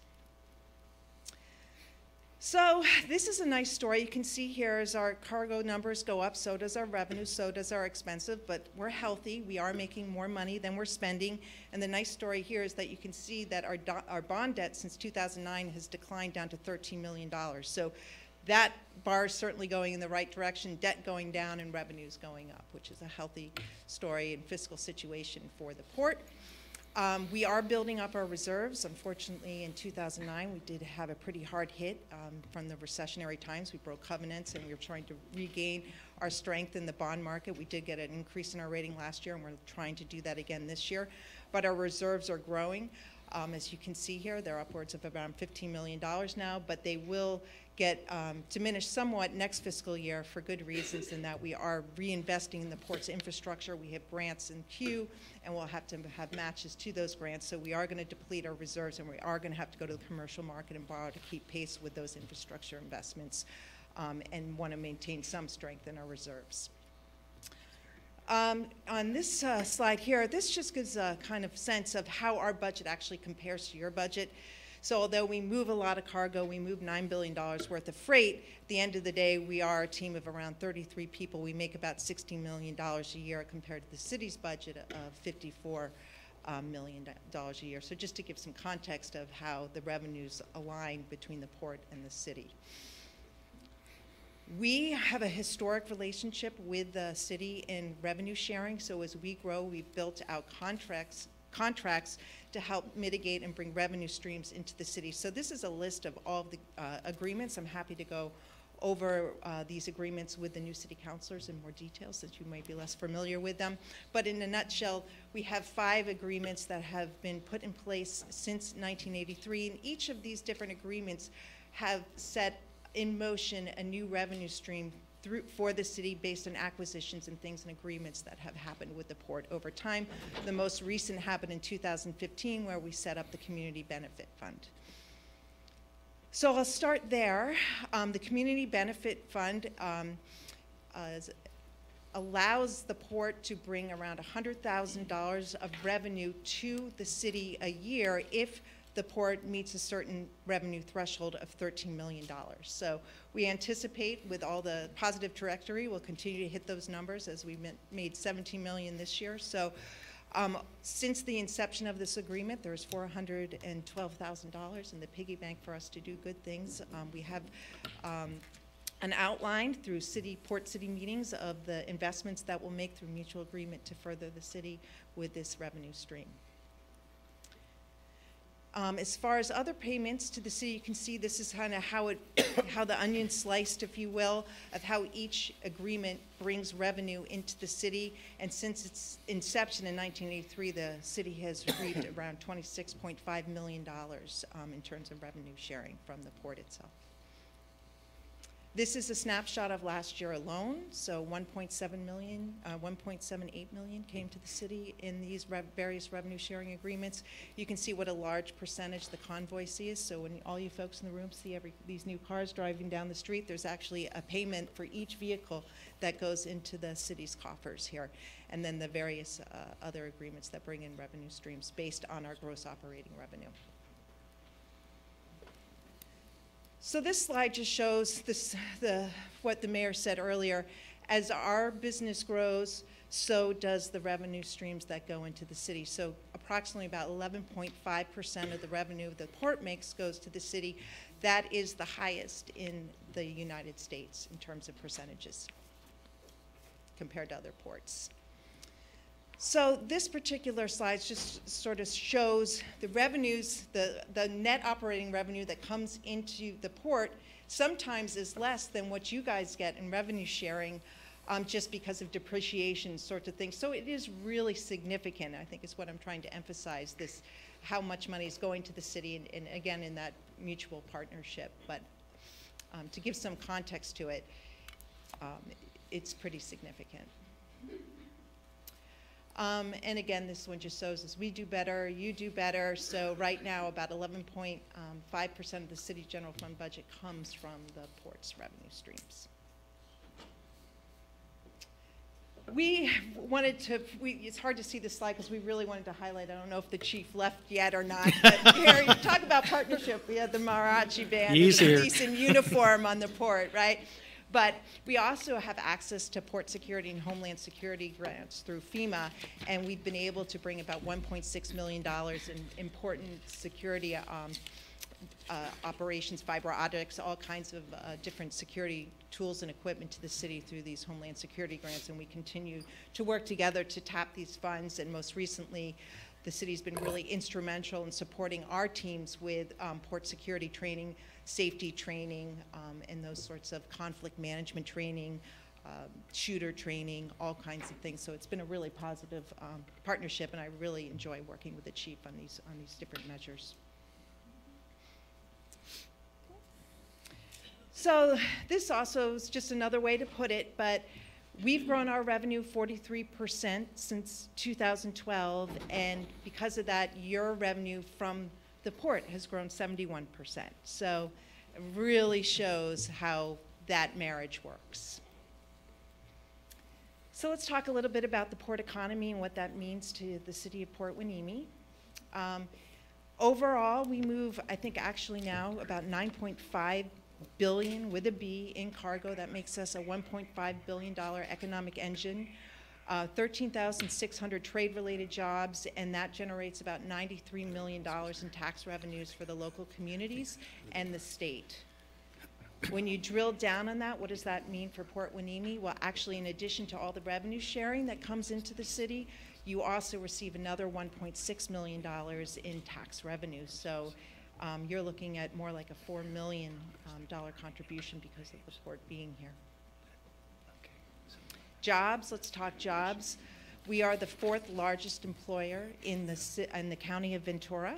And you can see here the numbers speak for themselves, but 413 folks that live here in your city come to the work every day at the port because the port's here. And we're talking about direct jobs. So that's, when you think of the population size, that's a lot of employment. We really are important to the health of the employment sector here as well as the economy as a whole. So what's up? What's new? So this is a great shot. This here is our Congresswoman Julie Brownley, our commissioners, but we did receive a grant from the Economic Development Administration, and we've been using that funding just for general public works upgrades to the port, really important to some deferred maintenance projects. But it's again through partnership with the City of Port Hueneme that we've been able to access this funding through our community economic development study that I'll touch on here shortly. We have some big things happening in the port. We've received $45 million in grants over the last 3 years, and if you include the shoreside power projects that we've done where the ships can now plug in at dock, it's actually closer to $60 million worth of investments going on at the port. Of most recent note is that we are going to be deepening our port to 40 feet. The win here for the city is that we are going to be able to bring the sand around the corner. It will not be onshore disposal, but it will be near shore disposal that will support the ecosystem and help offset some of the erosion challenges that we have here. The deeper water will increase our capacity and it will enable us to bring in more cargo, which again translates into more revenue for the city. We were fortunate to get a Tiger grant. I'm not sure how folks in the room know how competitive that is, but there's about $500 million on the table each year. About $14 billion worth of applications come in, and we got a piece of that pie at the tune of $12.9 million. So it's pretty exciting to get that kind of funding to come in here and invest in our community and our city to be able to create jobs and create more business at the port. Of exciting note there, that alphabet soup ZANZEF acronym on the table there is a new grant that we just got. It's a $3 million grant. We did it in partnership with the Port of Los Angeles, who got a bigger piece of the pie, but essentially what we're going to be doing with that funding is bringing in new equipment to continue to electrify the dock, so we'll be able to plug in all of our handling equipment. And it's going to be putting a cargo move, which we're calling the emission-free avocado. So essentially we're going to be able to bring an avocado that lands in Port Hueneme to its destination through zero emissions, and it will be traveling in a hydrogen fuel cell truck. That's the partnership with Los Angeles. So we're working with Toyota to build this new truck technology. So that will be running through your city. It's pretty cutting edge and it's really cool. Yes, Mayor. How many trucks? Will it be one, two? Right now they're going to pilot with one because they're really just launching this new technology. Thank you. We've been fortunate to have some areas in our county designated as opportunity zones, which is part of the Jobs Act with the president, but the Governor Brown did designate certain sites in our area, so we're exploring how we can capitalize on this new opportunity zone designation to help develop port jobs and opportunities here and work closely with both the city of Oxnard and the city of Port Hueneme on these opportunities. We are pleased to say things are going the right direction as we're growing business, emissions are going down, and we're working with our Ventura County Air Quality Control District to launch a clean air plan. We're calling it FRESH. Port of Hueneme Reducing Emissions, Supporting Public Health. It will be the first of its kind in the state of California to actually have an air quality control district partnering with the port to do a joint air quality plan. Usually the port does a plan and then presents it to the air district. In this case, we're actually going to build a plan together to do meaningful projects to improve air quality here in Ventura County. We're pleased to report we have gotten some accolades on our efforts and green initiatives. We are Green Marine certified. If you recall, what that means is that it's like an Energy Star designation. So we have a third party come in and audit us and certify us as green. So it's not us just tooting our own horn. This is actually quite an accomplishment to get this certification. We were recognized this year with the most comprehensive environmental management award through the Association of Port Authorities.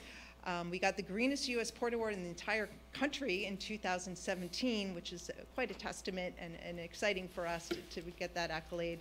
And then the Ventura County Board of Supervisors give us a recognition on Earth Day in 2017.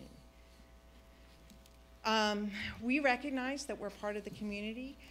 We want to be a good neighbor, and so we have a visioning workshop with our board on an annual basis where we look to how we can have meaningful programs that support those community-based initiatives and programs in our community. So you see, we try and do a lot with you folks through REACH and other organizations that we sponsor now $400,022 to give back to the community to try and see these types of programs grow and look forward to continue to working on those here in the city. This is one of your elementary school kids, and this is actually a tour that the mayor did when he was still with the port. But the kids tend to come to the port with dragging their feet, and they leave looking like this, wearing beanies, and they have a really great time. We've done 120 tours, 12,000 students in 2018, and it's just such a great opportunity for the youth to come in and have a free field trip and see something really neat and take away an education and learn something. We have a global trade and logistics class with the students that participate with Port Hueneme High School, but it's an MOU with Oxnard Harbor District, Oxnard Union High School. And we have students come in after school for 1 day a week, and they get educated by someone in the field, an expert. So it could be a customs official, it could be a general manager from Del Monte. They get on ships, they get in facilities. It could be a risk. Somebody has been studying risk, right? Councilmember Gama has helped us out on occasion. And the excelling student gets a paid internship with the port, and it's been pretty exciting. And one of those interns is a graduate from Port Hueneme High School, Alondra Ramirez. She was outstanding, and look at, she's going on to be an international business major. So it really does touch the lives of these kids, and we're excited to be part of shaping their futures and giving them opportunities in port jobs that tend to be very good paying jobs. The average wage is actually $73,000 for a port job. So moving forward and in closing, we look forward to continue to have our Port City meetings. We've talked about some things in the past, and I think we can build upon them. We're looking at doing a joint economic development study, looking at how we can work together to tackle issues around climate change and energy. The community development still serves as a tool to bring funding into the city and mutual benefit projects. Sand replenishment is important to both of us. It supports our port, it supports your beaches. The SEDS document is a community economic development study that we've done together, which is a tool that allows you to go out for funds for public works projects. And Sonata, something that you touched on earlier, we have a sister port relationship with them, something that we can build and grow on together. And then the public and safety and security initiatives. So it's a pleasure to be here tonight to give you a state of the port. I'm happy to answer any questions, but I think we can do great things together. And again, congratulations to all of you.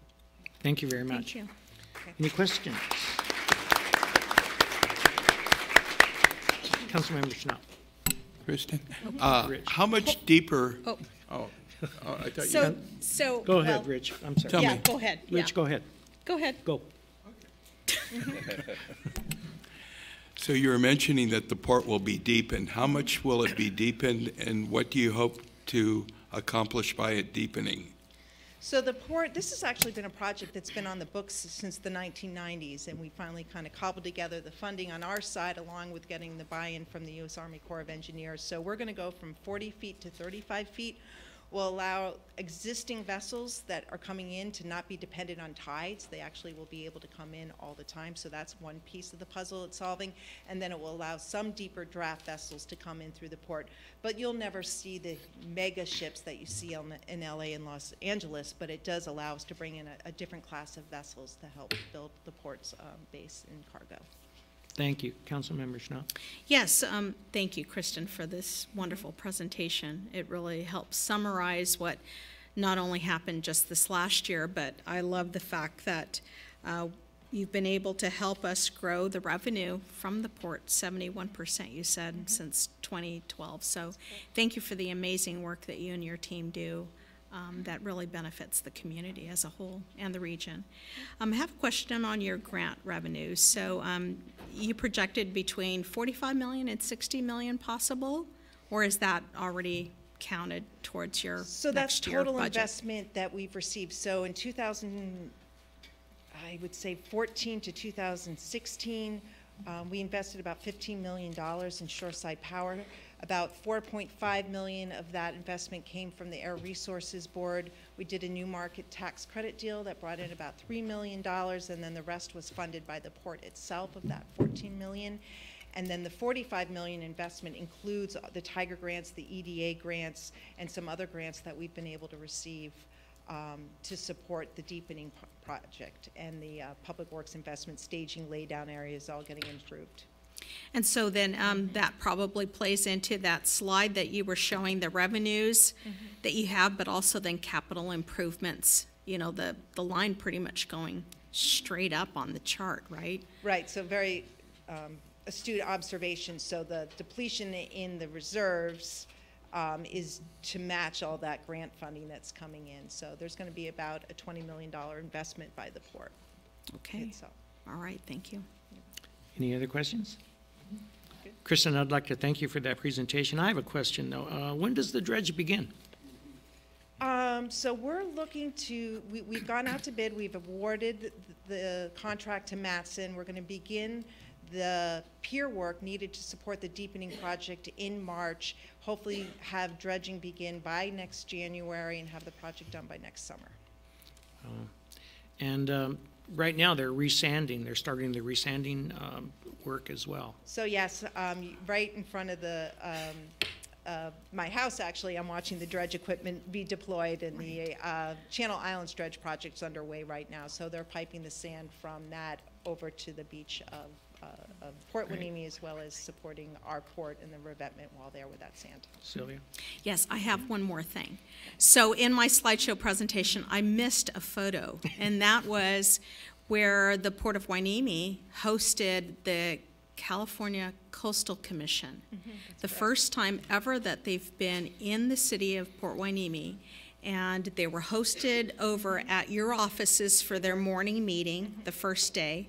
And then they stayed a second day and did a couple of tours. They actually then came down to our beach, and we showed them what was going on with our beach erosion, even with the sand that we had, but kind of described to them just how serious in nature it is to help support projects like that for us. But thank you so much for being a host for them. Yes, and again, thank you. This is a very important relationship, and I'm not aware of any other arrangement like this with any other special district and their host city. Perhaps you might know of where this might go on somewhere else, but I'm not aware of it, if there is. I think it's unique to us. It is unique. Thank you very much for your presentation. Okay, thanks.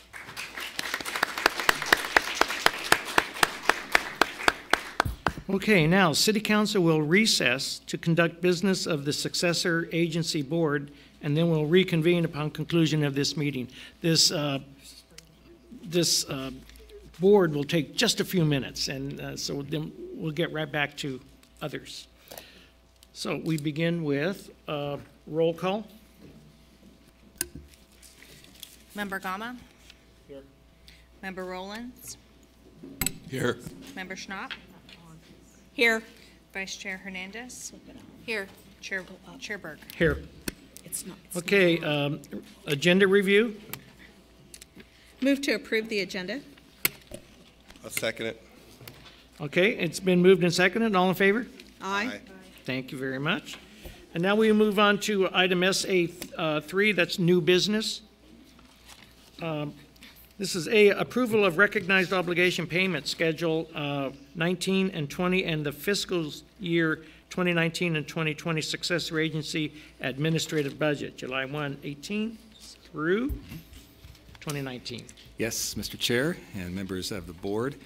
We have guest presenters tonight, longtime consultants to, in the old days, the redevelopment agency and now the successor agency.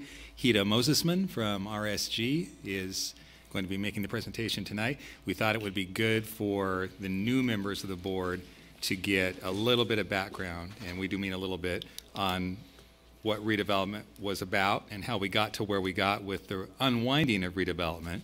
So she has a PowerPoint that she'll be walking us through, along with specifically what we're asking you to approve tonight. Thank you. Good evening, Mayor and members of the City Council. My name is Hita Mosesman.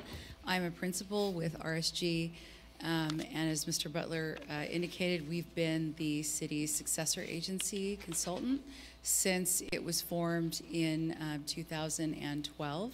And I wanted to provide some background on the document that you're going to be considering tonight to sort of make sense of it, especially for some of the newer council members. So first, by way of background, I wanted to explain what a successor agency is and how it came to be. Prior to 2012, California state law allowed a financing tool called redevelopment in the state.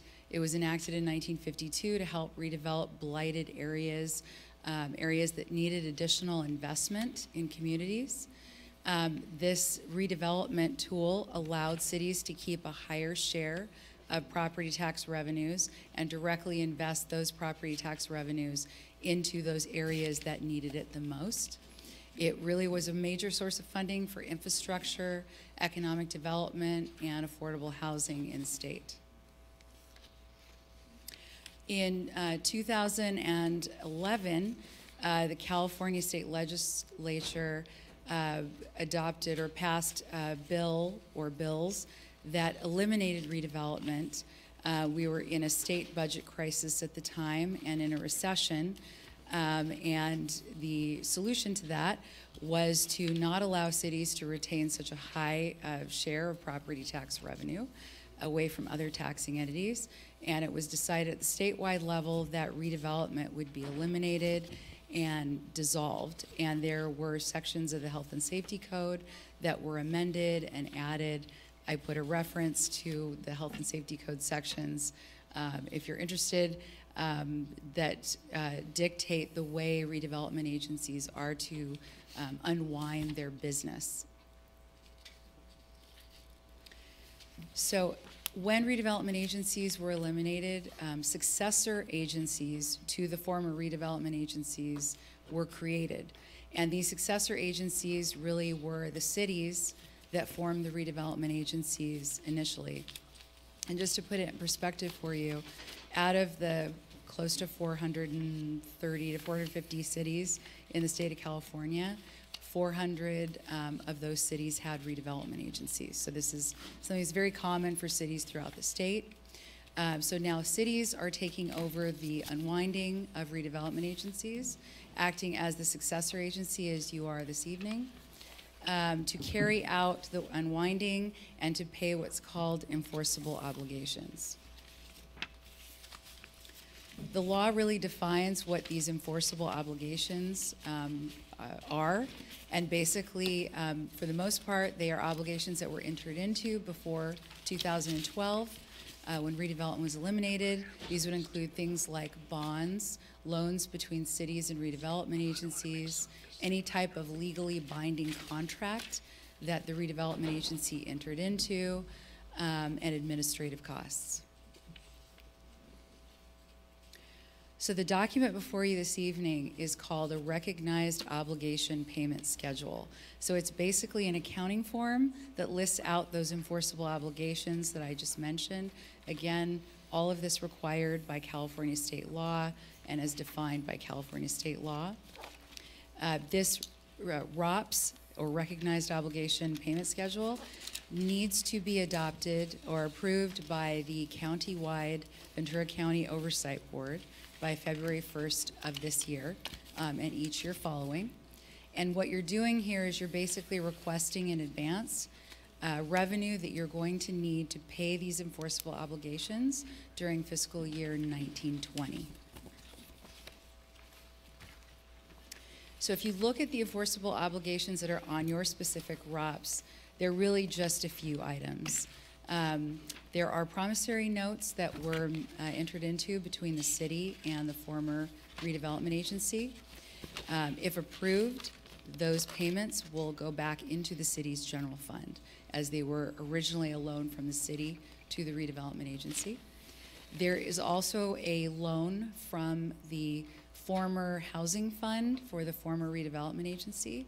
Again, if approved, any revenues will go into the housing fund for the city and are restricted to supporting affordable housing efforts in the future.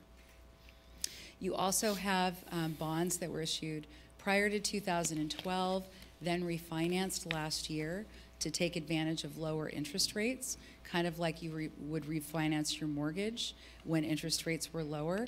The city took advantage of refinancing those bonds to lower the bonded debt service and the draw of property tax monies to repay that.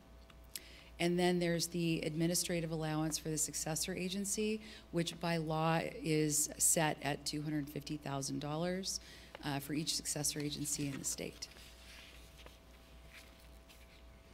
There's also a form called a cash balances form. It looks complicated, and it actually really isn't. That form is meant to show any cash on hand that was not spent from previous ROPS periods. So by way of example, if the successor agency was asking for $500,000 to pay fiscal year enforceable obligations, but had $50,000 from the year before that wasn't spent, the State Department of Finance would authorize $450,000 for the successor agency. When combined with the $50,000 of cash on hand, would take care of the $500,000 enforceable obligations. So it's really just showing what type of credit might come to the State Department of Finance in terms of that distribution of taxes. And then just for your information, the law does allow for successor agencies to file what's called a last and final ROPS. So instead of every year preparing this accounting form and submitting it, it would be done once. There are limited opportunities to amend it if that need arises. I believe it's just two times over the length of the ROPS that get filed.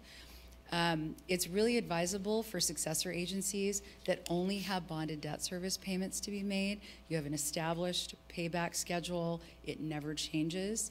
But we've advised clients that do have loans between the former redevelopment agency and the city, and especially ROPS items that they might want to bring back that were denied in the future, in the future, to hold off on filing a last and final ROPS until you have an established list of debts approved by the State Department of Finance that you're never going to appeal or never going to add to. So that is not something that we've advised at this point in time, but we'll see where we are next year and see if that's an option that makes sense for the city. Thank you, and I'm available to answer any questions that you might have on the document. Thank you very much. Do we have any questions? Well, then, what is the board's pleasure? I'd like to make a motion to pay according to the recommended action. Do we have a second? I'll second that. Okay, thank you. Is this a roll call vote or a... Yeah, we'd prefer a roll call on this one. Thank you.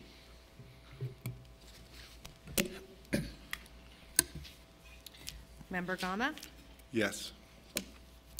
Member Rollins? Yes. Member Schnapp? Yes. Vice Chair Hernandez? Yes. And Chair Burke? Yes.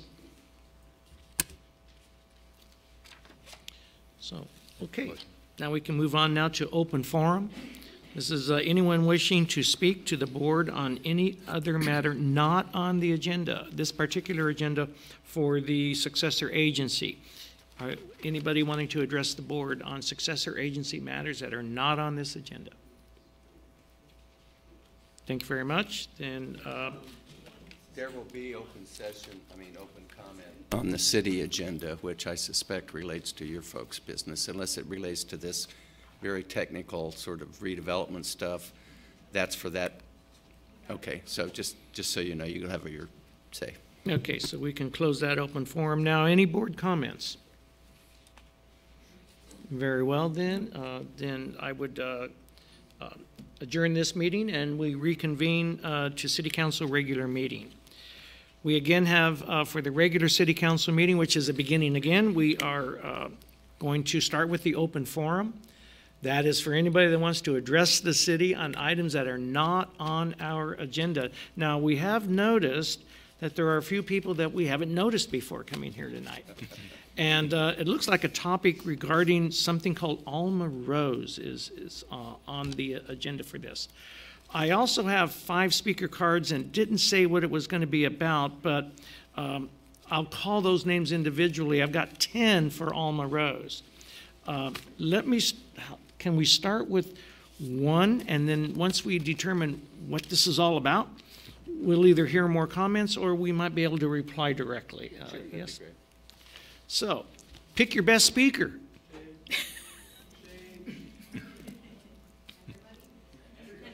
You're all that good, okay. So why don't you then just call Okay, a name? well then I'll start calling names if you would wish then. Okay, let's go.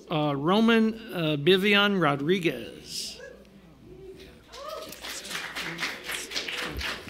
Roman, keep in mind now, you have 3 minutes. Okay, 3 minutes. You can say a lot in 3 minutes. You'd be surprised. Okay. All right. I guess I'm going to start talking about Alma Rose and what that is and what it means to me. Alma Rose is a free community space that, you know, we're all a part of. I think,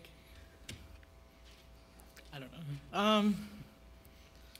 I'm a queer person of color, and, you know, around here, there's not a lot of places where we feel a part of, even now. It's a very different space to be in, but the Alma Rose is a place where any age, any race, anybody can come together and be a part of something. And we have a community. As you can tell, there's a lot of us here. And we're all fighting because we're being displaced by the weed industries that you guys are pushing for. Yeah, I just kind of want to be one of the faces that you're going to see. There's, you know, 10 of us going to speak, maybe more, who knows. Yeah. Very good, thank you. Oh, if you can announce the clapping. No clapping, remember, no clapping. No clapping.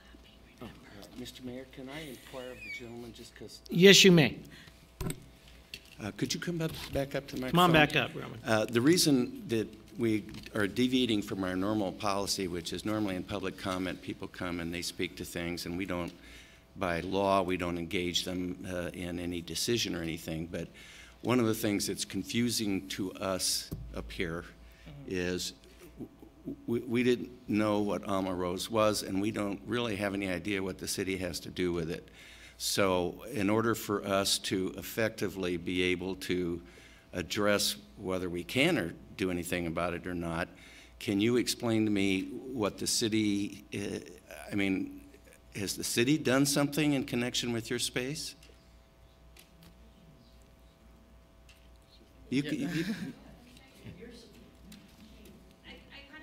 You have to come to the microphone. Yeah, please come on forward. And please identify We're going to need yourself. to be educated here. Would you state your name, please? My name is Mary Arreguin, and I had put in to speak for cannabis and social equity. Okay. And I believe that's what a lot of this has to do with.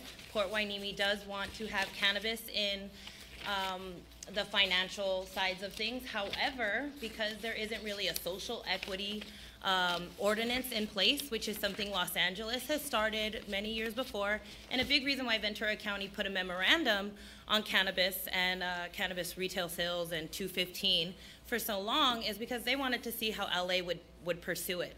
And one of the things LA has done is make sure that social equity is in place, which is protecting collectives like this to not be displaced when companies come in that have a lot of money and can buy the property and displace them.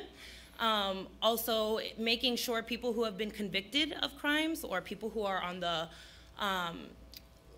lesser served side of community, I'm missing my words right now, but disenfranchised part of the community, people who have been arrested and affected by prohibition of cannabis would be the first people on tier 1 to actually apply and participate in cannabis recreational sales and businesses. Because you guys have been moving so quickly, I'm actually also a part of the Cannabis Alliance of Ventura County.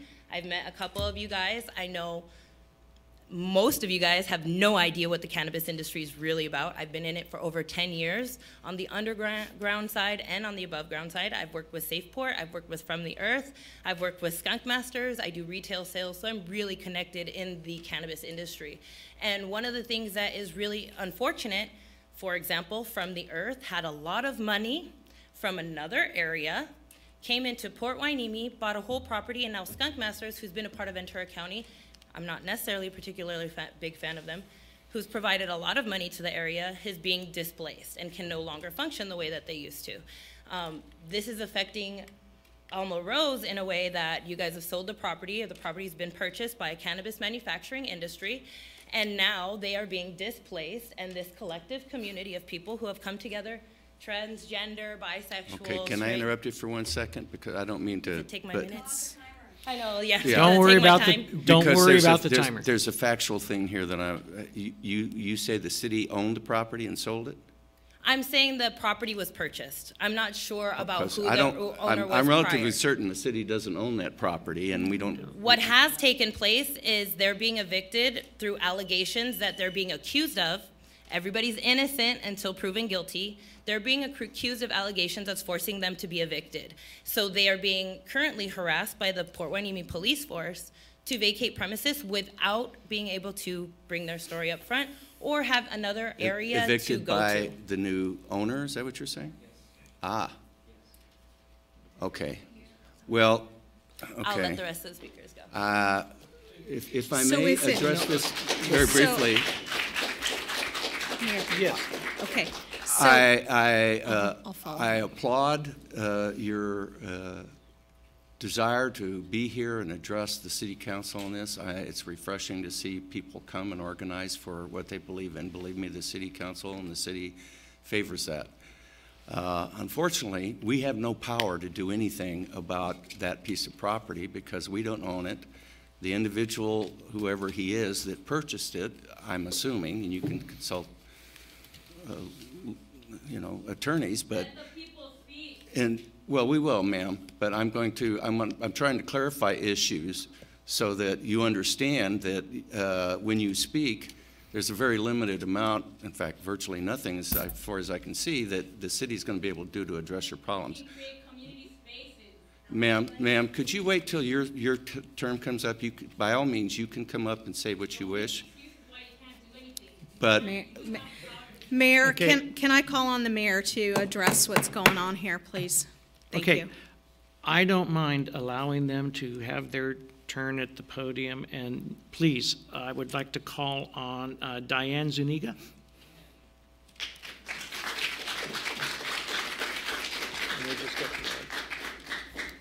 It's your meeting. Good afternoon. My name is Diane Zuniga. I'm a community activist and artist. I am actually kind of thrown off by your reaction, sir.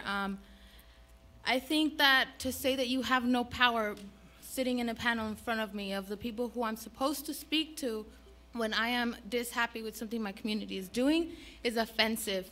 Like you said, I am a brown woman. Excuse me, can I tell you that you're not addressing the city attorney when you're speaking to the council, you're addressing the city council. If you would rather me look at you when I speak, I could do so. No, I am not insulting or disturbing I'm anybody. This I'm is not a sorry. personal attack on the sir.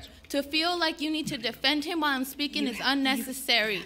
Thank you. Please respect my time. I would love that. I am here today because there's a community center at risk that serves a big percentage of your community that is not being served. People show up for self-defense classes. We are all aware of the crime issue that we have. To have a community center, free gift dance classes, free self-defense classes, enrich our community in a positive manner, and you're gonna allow the double standard of a marijuana community to come in when there's countless of brown youth members that are in jail for possession of marijuana is very irresponsible. I'm not here to say you change it. I'm here to see what we can do and partner up to continue to allow this community center to be here and happen. In the South Side, there are not enough centers that serve the youth and the brown community that you help have here, right?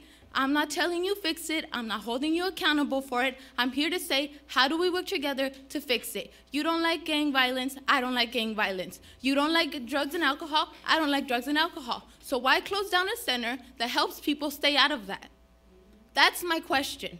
You can take this as a personal insult. Every person that comes up here, you could listen to us or you could ignore us, but just know this is not a personal attack on you. This is not me asking you to do something about it directly. It's a partnership. How do we do this? I don't like my youth in jail because of weed, and I don't like the double standard of having the white community come in and make money off of something that my fellow members are in jail for.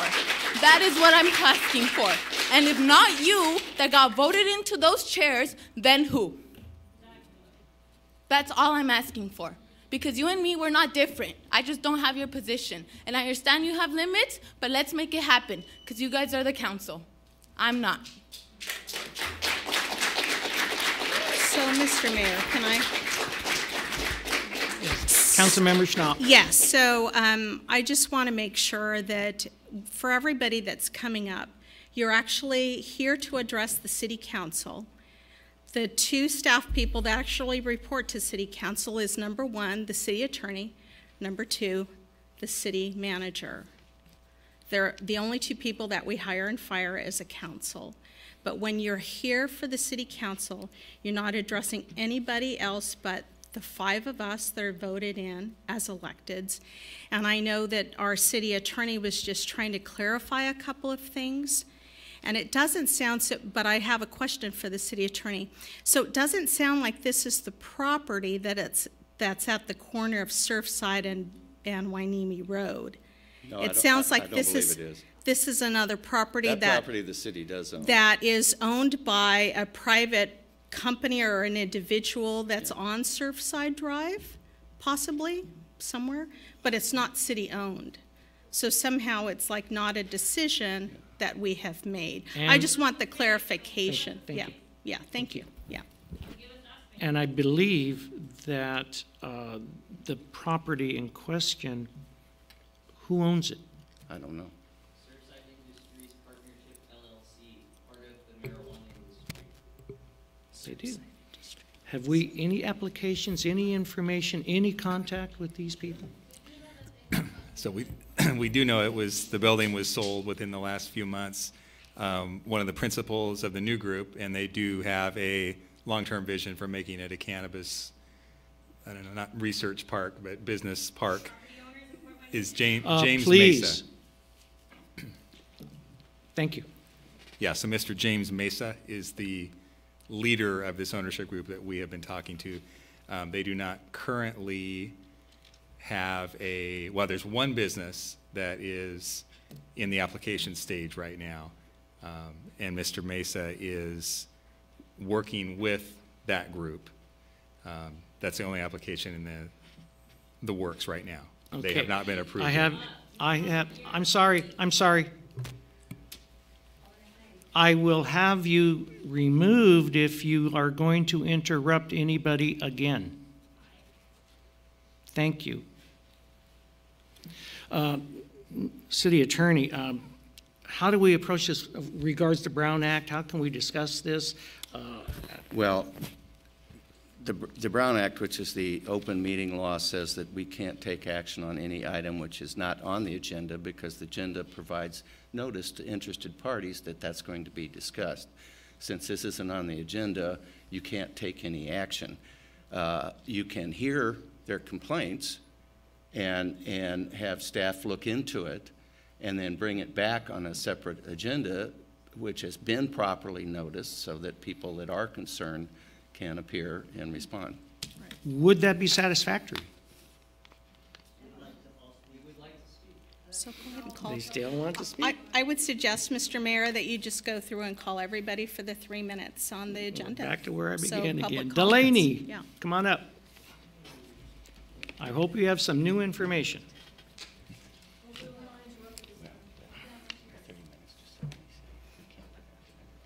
Madam City Clerk, can we have thank you. We're here to speak on behalf of the youth of Port Hueneme and the community.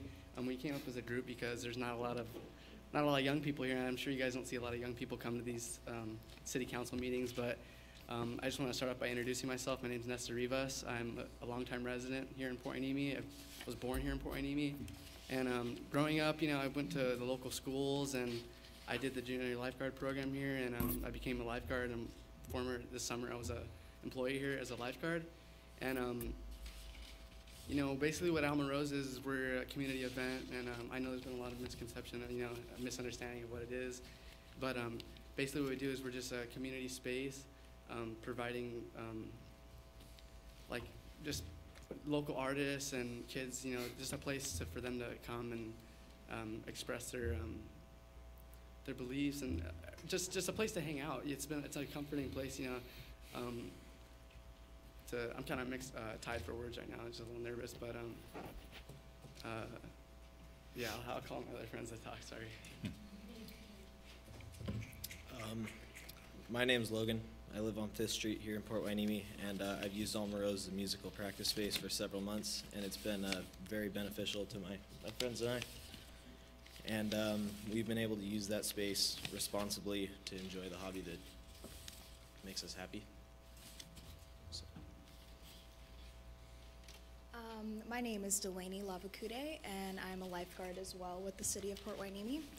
I live in Newbury Park, so about 20 minutes up the road from here, but I basically grew up in the city at the beach. I was a junior lifeguard with my friends here for about 5 or 6 years, I think. And now I work with the junior lifeguards as an instructor.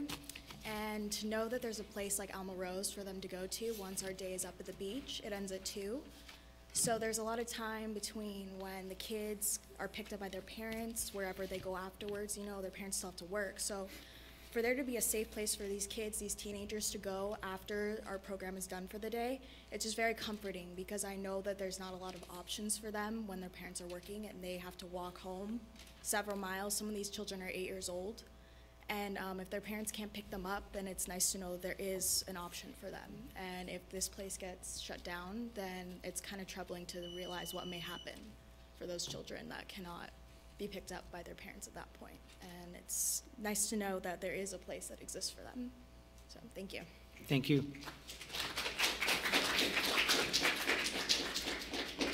Now, did Nesta, did you speak already? Monica.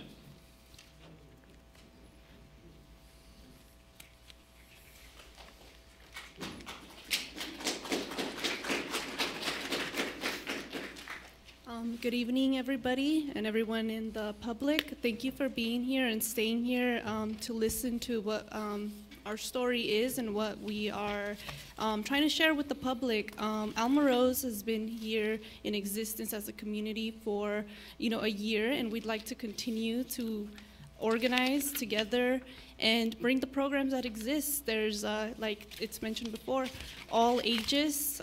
We have families, we have artists, we have people who just want to share something where people can create, which is lacking in the city. We want, if possible, to have a space that is free where we will not be harassed by the police, as has happened at Alma Rose. That's where the city comes in, to become aware of what's going on in the city. We may not be one of those official organizations that gets all kinds of funding, but we are creative and we are able to create spaces that are positive for everyone. So we invite the public to come to Alma Rose in the upcoming days. There will be events going on. We don't know exactly what's going to happen, if the eviction will continue and we'll have to be out by the time that they said, but it's really unfair the way they went about it as well, and the kinds of intimidation tactics they've tried to use. It's not at all conducive to creating community. So yeah, that's all I have to say, and I think it's December 23rd. There will be a free giveaway of all the things that are there, and this will be the 3rd time we do a free giveaway of clothing, food, and other things that the community brings. People can bring things or take things as they please, and yeah, that's all. Thank you. Thank you.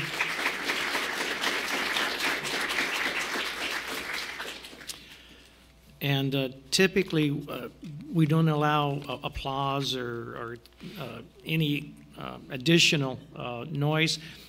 I appreciate your enthusiasm. If you're going to applaud, do it real quick so we can get the next speaker up, please. So, Tyler. That's good, right there.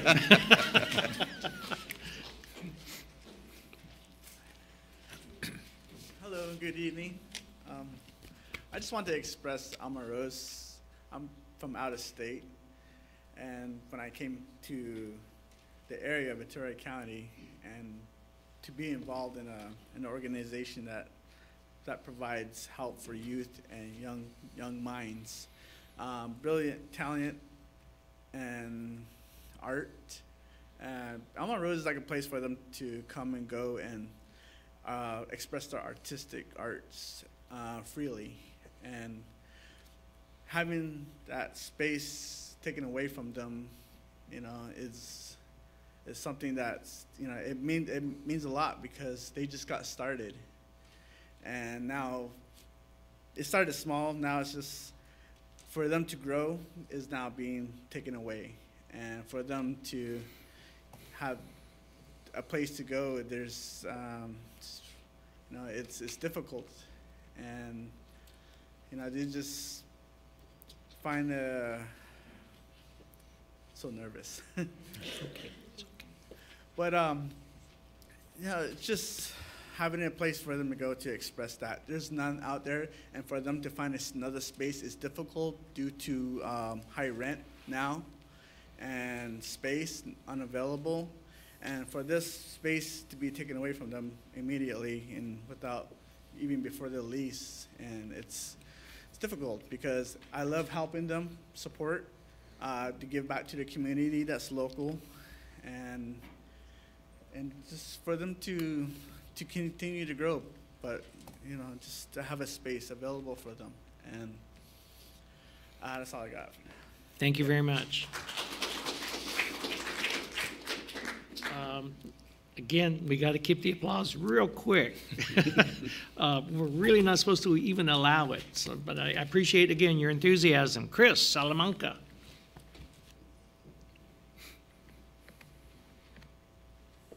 How you doing? I'm probably one of the 2 people that isn't from this area. I come all the way from Culver City to support Alma Rose and to be a part of it. I grew up in LA, and I was in low-income part of the population there, and I was fortunate enough to have a group of people come to my school and empower the youth through the arts. And I can't tell you how much that changed my life, how that changed the trajectory of where I was going, how that just inspired me to really think about my city, think about politics, think about the way that I communicate with my neighbors. It was a space just like Alma Rose's, a place that I could come after school and not have to worry about, you know, where I can get support. My parents worked day and night, so I really was by myself. And Alma Rose is kind of a place like that. I feel like I've seen so many people come through there that I don't know how intimidating it is to be out in the streets and seeing that you want a family so bad, and usually what's there is gangs or drugs or alcohol. Like, there's so many places that just encourage you to numb your feelings, encourage you to numb your state, and Alma Rose is not one of those places.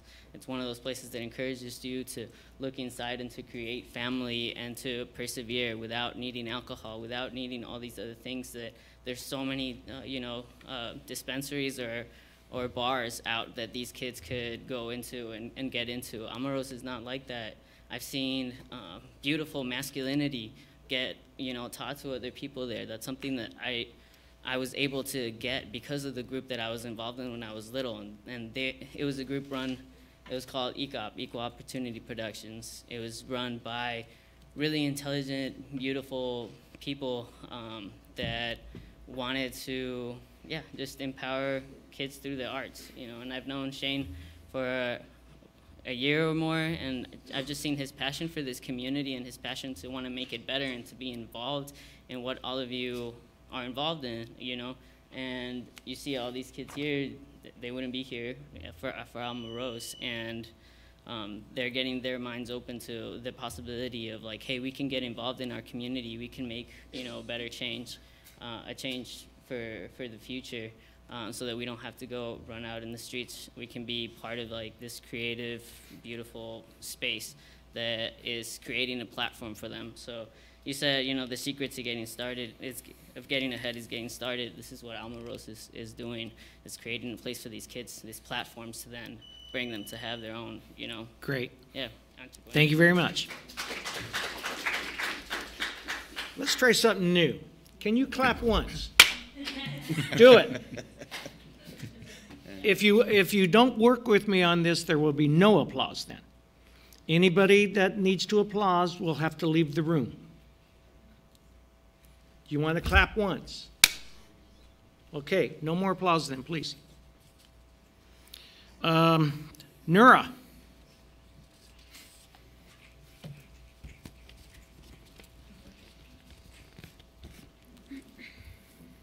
Hi everyone, my name is Nura. I grew up in Port Hueneme. I graduated from Hueneme High, and I'm a member of this collective. We're all multicultural, multi-talented folks who a year ago decided there was a major need for community space. So we made it happen, and a year later we have been super successful in bringing so many people together. We've had workshops, yoga classes, self-defense classes, monthly community events based around art and music, and we also have had free markets where we offer free food, free clothes, free fresh produce. Everything has been donation based, so we have been self-sustainable in that way. I'm here to bring awareness to an issue that has been and is currently affecting us, that's gentrification and displacement. And I want to remind you that this is deeply damaging to our community at every level, physical, emotional, mental. And we should be really extremely careful when we let big industries with big money come into our community. Also, our community space is not just a venue for like events. It's really our home for some of us, our second home. For some of us, we don't have a sense of community in our own homes with our families, so this has been an amazing way to just come together. And for me personally, I have gained so much self-confidence because I've given workshops, I've spoken in front of people. I'm doing this, which I would have never done a year ago if it wasn't for my community at Alma Rose. So our intention is to let you all know that there is a need for community, and we will always be here. And we want to remind you who was here first before these big industries coming into our town. And we just want to ask for respect and accountability when we are being displaced and gentrified. Thank you.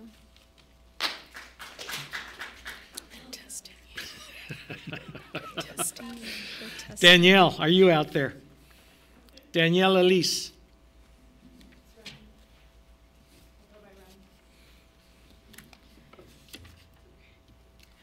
Hi, my name is Ren Castle. At the beginning of this year, I attended the collage night at Alma Rose. I remember being very excited that there was a space to just make art and connect with people and to make friends, as I had been desperately searching for so long. I'd often attend shows for art and music, but often felt like the objective was not in the best interests of the people and providing a healthy, sober space for people of different backgrounds to create and connect. I'd go to these shows and see a breeding grounds for toxins, including and beyond that of substance, and felt pretty hopeless as a young person. At Alma, I don't see destruction. I see growth, and I see nurturing for people and their passions, their aspirations, especially the youth, such as myself. The family that runs this space has made such a huge impact on me and my personal development and my confidence and my creativity and just my goals in general in life. The family, this is what we need, not just another weed dispensary. Ask yourselves what this key to your city unlocks. Does it open doors for the people or does it shut them? Thank you. Thank you very much, guys. Savannah Mooney.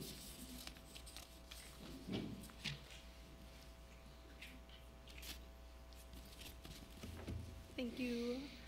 I'm a new member of this collective. I only recently found out about it, and it's changed my life. I'm a 20-year-old Latina, born and raised in South Oxnard, and I've never felt safe in my own home and in different situations that have come through my life. And the Alma Rose is just a safe place, and it created a sense of self-worth that I'd never had in school. Looking into this room when the meeting first started, there was tons of people in here, and they were all older folks that were happy, and we're all younger folks, and we're all trying to find just a safe place to be and exist and create support that I've never had, and now it's being taken away, and it feels really unfair because now these people that are creating strong the new generation, all these people you're welcoming into your city council meeting. I appreciate it. I didn't feel very welcome, but I'm very nervous talking to you because of the way that this has played out.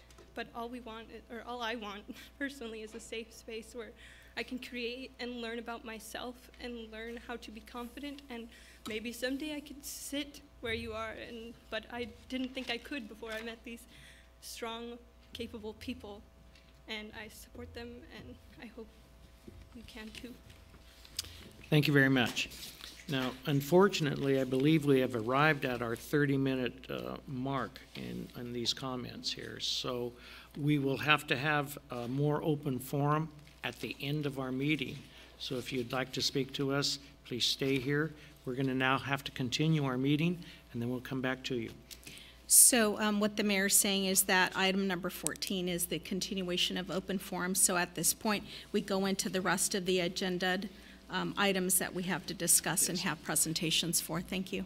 And so right now, we are at item number 9, which is the consent agenda, approval of items 9A through F. Do I have any motions?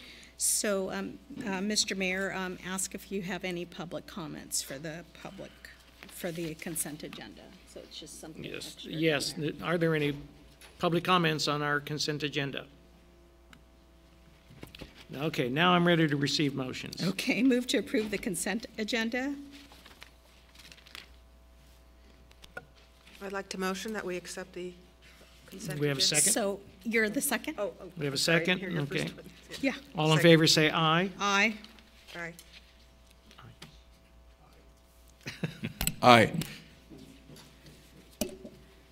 I wanted to pull item D to just get a little more You information. got to do that up front. Well, So we kind of missed that. there's no motion right now. The motion is to remove item D for discussion. Is that correct? Correct. Let's backtrack and start again. We now have a motion to remove item D from the consent agenda. So I move to move the consent agenda with the change. Do I hear a second? Second. All in favor say aye. Aye. Okay, so now we are to item D. Yes, being that this is my first city council meeting, and I read in the paper today and I saw this agenda, I had a conversation before we came out, and I think it'd be beneficial for those in the public to hear what I heard. Because if you read this agenda item, it says that we're going to lease out a large building for $1,000 a month. And I was just looking for a little more information to clarify what exactly that agreement means. Sure, Councilmember Gama, I'm going to have City Attorney Charles Green handle your questions on this. He's been very involved in the review of the lease agreement with the potential purchaser of this property, which is currently a city-owned property. Thank you, Mr. Butler. There's current regulations regarding getting applications for cannabis state licenses in by a certain time. And if not, that can result in extensive delays. And one of the city has an interest in having appropriate cannabis businesses open as soon as possible because they generate revenue to help offset the city's longstanding budget deficit. In this case, the applicant is running up against a state requirement that before the state will process their license application, they require evidence that the applicant controls the property. They don't wish to go through the trouble and exercise of undertaking the review, which is quite extensive, unless they know it will be at that specific site. All cannabis businesses are very site-specific. In order to assist the applicant, and this is something that the city has done in slightly different ways before, we've entered into a lease to lease the property for $1,000 a month. In reality, this lease will never actually take place because they can't begin to operate under the lease until they have their state license, which even with this document will take months and months. And the lease is cancelable by the city with cause or without cause at its direction, and does not represent a financial risk to the city of under leasing the property, because clearly that would not be an adequate lease for that much space. In fact, we are entering into negotiating with this same entity to enter into a purchase agreement whereby they would purchase the property for a substantial amount of money based upon current appraisals. If there's any questions, I'd be happy to address them. Can I have you clarify? Thank you, Mr. Mayor. Can I have you clarify, Mr. City Attorney? So this would be a month-to-month lease, but we're entering into a 12-month lease agreement? Yeah, it's actually not even a month-to-month, because it's cancelable at any time. At any time at our discretion. So whether it's called month-to-month or annual doesn't really matter. It's when we say so. So in essence, it's a 30-day lease. Yeah, in essence, it'll roll until we just say, okay, enough. If they're moving forward with their application and it looks like they're going to be successful, then we'll continue it until we get to the point where we've entered into the purchase agreement. Then we'll open an escrow and sell them the property. They will never actually take possession, and there won't be any actual lease. Okay. Councilmember Gama? Councilmember Rollins? Yes. Is this kind of arrangement consistent with our dealings with the other cannabis companies that have come in? Not well. Every one of them didn't need this kind of assistance, but we've provided it in 2 other instances, one of which did not come through and one of which did. So it's simply when the city has been in dire financial straits and was looking for an alternative to fill its coffers and decided to go in the direction of cannabis. A direction was received by staff to expedite the opening of appropriate operators of cannabis facilities to the extent possible, because the city desperately needs the revenue to continue to maintain even the limited services that we presently provide.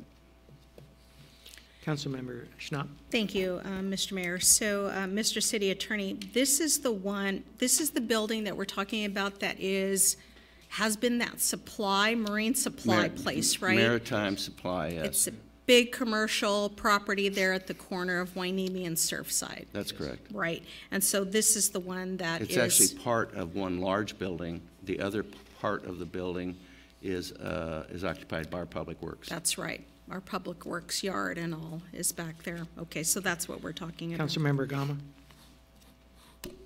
I'm still just trying to understand. It looks to me to be about a 10,000 square foot building, and we're going to lease it out for $1,000 a month. And are we keeping that money? Are we returning that money? Or is it a bona fide lease arrangement where they pay money and we keep it? Well, you know, I'm going to have to remind myself when the lease starts. I'm under the impression that, in fact, it wouldn't start until they were able to take possession with their license. So let me verify that question for you.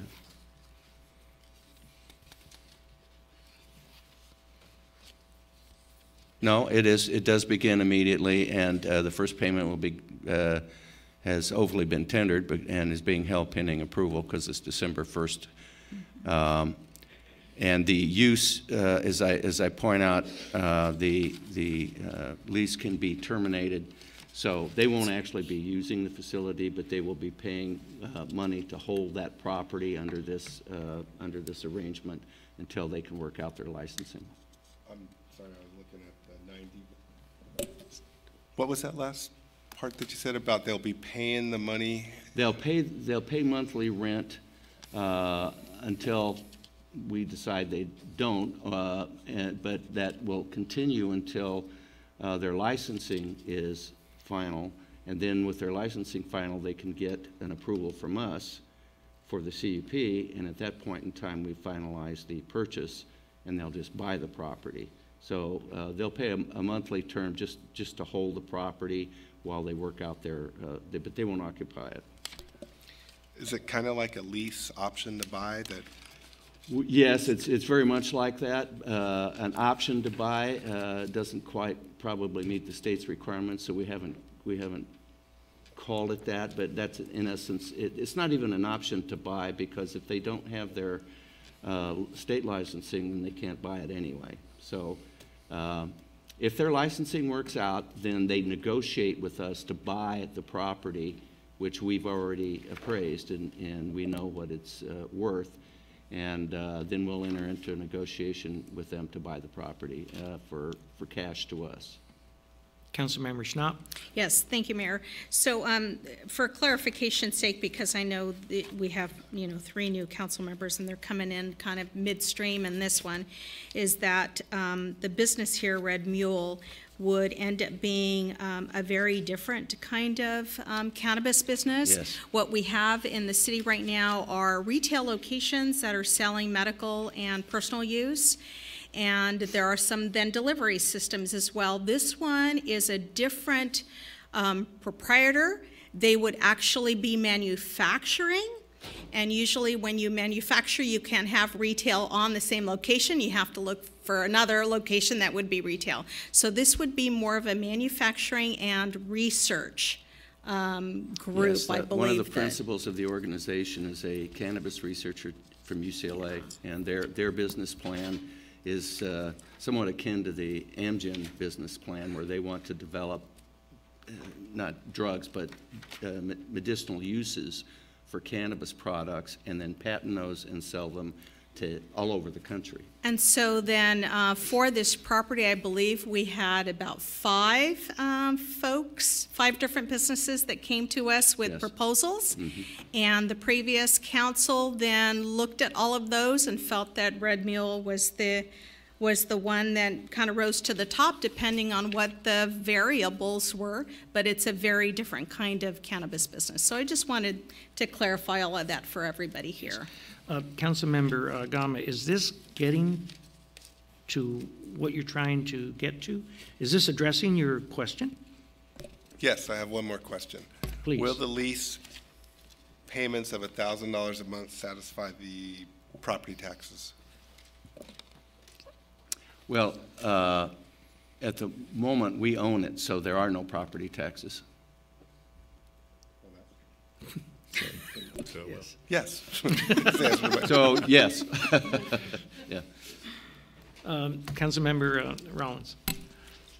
While it may be a unique business, if I'm reading the description, it's going to have cannabis manufacturing, but it's also going to have retail, delivery, and distribution business as part of that. Well, the difference, and what the mayor was drawing, the distinction between a retail operation is our typical retail operators go out and purchase various lines of cannabis products from different manufacturers and assemble them and sell them to the public. They are only allowed as an ancillary use to their manufacturing to sell their own product on site. So it would be a smaller operation, because they wouldn't be bringing in all kinds of lines. They can only produce their own, and they probably won't produce anything for quite some time, because they're a research organization. Go ahead. Sorry, my last question, I promise. It says here, city would be responsible for the payment of real estate taxes and special assessments in an undetermined amount during the term of the lease. So. Right. Well, if any were assessed, we would have to pay them, but since we own the property, they wouldn't be. There are none. That's put in to make sure that they are comfortable that they don't have to pay them, because we're telling them that we aren't getting assessed any, which we aren't. And so it's just to protect them from us being wrong in that regard, but we're not. We haven't paid taxes on the property for years and years and years that we've owned it. So. Our real estate property is exempt from real property tax. Any other questions? So now, may we have a motion on item D? I move to approve item 9D. I'll second. Okay, we have a motion and a second. All in favor? Aye. Aye. Motion passes. On to item 10 now, I believe, which is Public Works Director, reports and comments.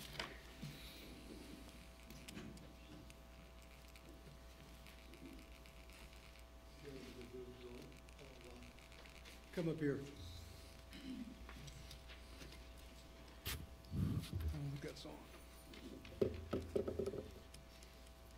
Michelle, okay, there it is. Good evening. Welcome to the City Council.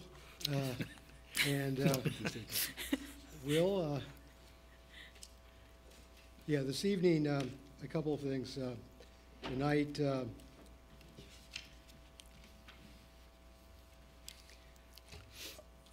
I'm requesting authorization for a creation of a full-time Facilities Maintenance Worker 1 position to assist in the citywide graffiti abatement, removal of abandoned shopping carts, and other general maintenance services. It is recommended that the City Council authorize the creation of a full-time Facilities Maintenance Worker, Position 1, in the Public Works Department to assist in the citywide graffiti abatement, abatement and removal of abandoned shopping carts and other general maintenance activities. Background and analysis. Like most communities in Southern California, Port Hueneme has an ongoing graffiti issue. Public Works has strived to remove the graffiti as quickly as possible.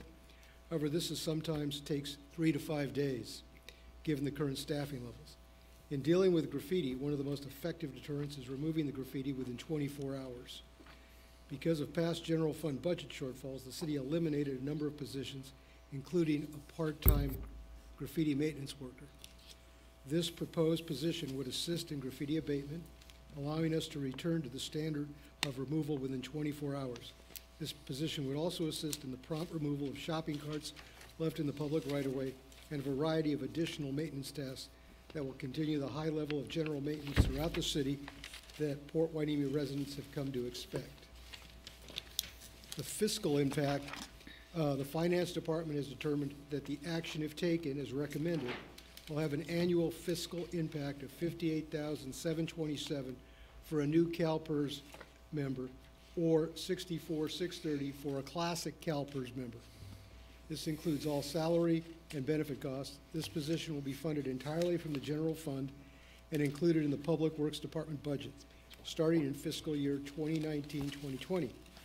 This position will be funded with new revenues from the recently approved Measure U local sales tax. For the remainder of fiscal year 2018-2019, this position will be funded from vacancies savings in the Public Works budget. Thank you very much. Any questions for Mr. Villafana? Yes, Councilmember Schnapp. Yes, thank you, Mr. Mayor. Thank you, Mr. Villafana. So is this recreating a job that we had several years ago and we had to cut because of the budget? Yes, it is. We had a part-time graffiti person, about my understanding is 4 or 5 years ago, and it was cut for budget reasons. And so then you describe that there's a difference in the salary because it's either classic or the new. So you described $58,727 or $64,000? That is correct. So you have the classic, and then you have the new Pepra PERS. And so the new Pepper would be $58,727. Yep. And so, Mr. City Manager, do we have to hire based on the new, or how does that translate for the budget then? Yeah, it'll depend on the candidates. If we get someone, let's say there's someone from the city of Oxnard who's worked for Oxnard for 5 years, they've been in the CalPERS system, they are a classic employee. Actually, I should say maybe they've worked there for 7 or 8 years because they were pre-2013. They would come over as a classic employee, which means they get the higher level of PERS benefit, and our employer cost is a little more. If we hire someone who works at Walmart right now and they have not been part of the CalPERS pension system before, they are a PEPRA employee and they get the lower benefit structure, which is also less expensive to us as the employer. Okay, perfect. All right, thank you. Any other questions? Councilmember Rollins? Yes, while I applaud that we're going to be getting on top of graffiti in a quick way to keep the city nice, and we're going to be getting rid of grocery carts. Could you tell me what else this person might do? I'm sensing that may not be a full-time job within itself. We've tried to up our game, if you will, and we've provided more restroom cleanings at the beach, at Miranda Park. We repair broken picnic tables. We've really tried to up our game as far as overall maintenance in the city. So part of that time will be spent doing things like that, working down at the beach, working at the park, other types of maintenance, routine maintenance. And if I can add to that, I think in the last round of budget prior to this 2-year, we had spent, I think maybe like $20,000 or $30,000 out at the beach, just repairing and replacing and, you know, painting over graffiti. Your team did a marvelous job of redoing then the bathrooms, and we had spent quite a bit of money there too. So it sounds like this person could possibly have a hand in making sure that that's kept up and cleaned and all. Exactly. We want to maintain, we've done most of the heavy lifting, but we want to maintain that level of cleanliness and service. Okay. Thank you very much. Councilmember Gama? I'd just like to make a motion to approve the recommended action to hire a facilities maintenance worker 1. Do I have a second? Second. All in favor say aye. Aye. Okay, done. Aye. Let's move on to item B, the water rate study timeline. Right. This is what we mentioned earlier when I first sat down here, right? Correct. We're on water break number 14 since May. Number 14 Yeah. in 12 months. Well, since May. Yeah, since May, sorry. Right. I thought he said for the year. Right, this is a verbal update on the water rate study.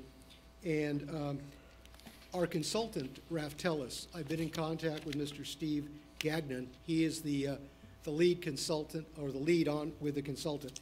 And what we're planning to do is come back in February with an informational meeting to the council, a sort of where we left off meeting, informational meeting, to bring the council, the new council, up to date to where we are. And their contract has basically, they've spent all the money previously, so they're giving me a new proposal to provide this additional service. And then once we've brought the council up to date, we'll be moving forward again with additional workshops if that's desired, and then the 218 process to move forward with the rates. The other thing that will be going, again, previously I presented a portion during Raftelis' presentation on the water master plan and the proposed capital improvement plan in that. And I've mentioned this individually when we had presentations to the council, the newly elected council, that if anyone, and the existing council also, the previous council members, would like a copy of the water master plan, kind of to do a little research before we have our February meetings, I can have CDs made for you and put in your respective council mailboxes. I think that's an excellent idea. I have hard copies, but they're very voluminous, and so I cannot email them because they're too voluminous.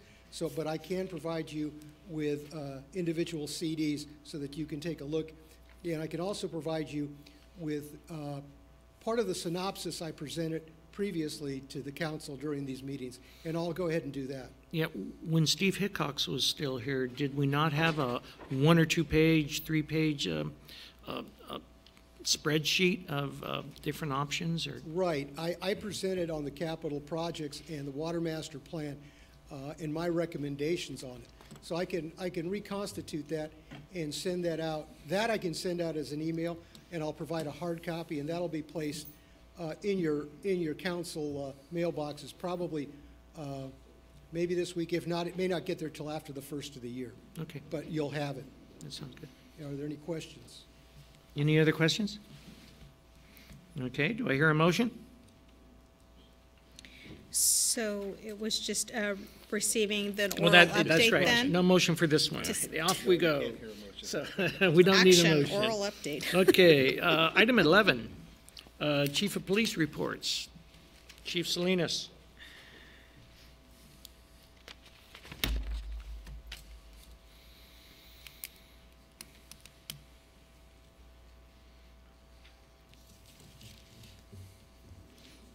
Mayor Pro Tem, City Council staff.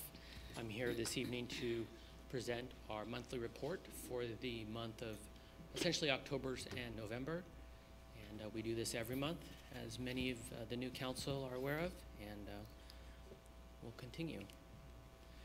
So here we have the months of October and November, because at the last meeting I only presented September because we had missed a meeting, so playing a little catch up here. As you see, for the month of November, we did extremely well. It was actually our best, we'll call it crime-free month of the year, with only 19 Part 1 crimes, which is just a little less than one a day. So it's actually the lowest crime month that we have had since I've been here as the chief of police.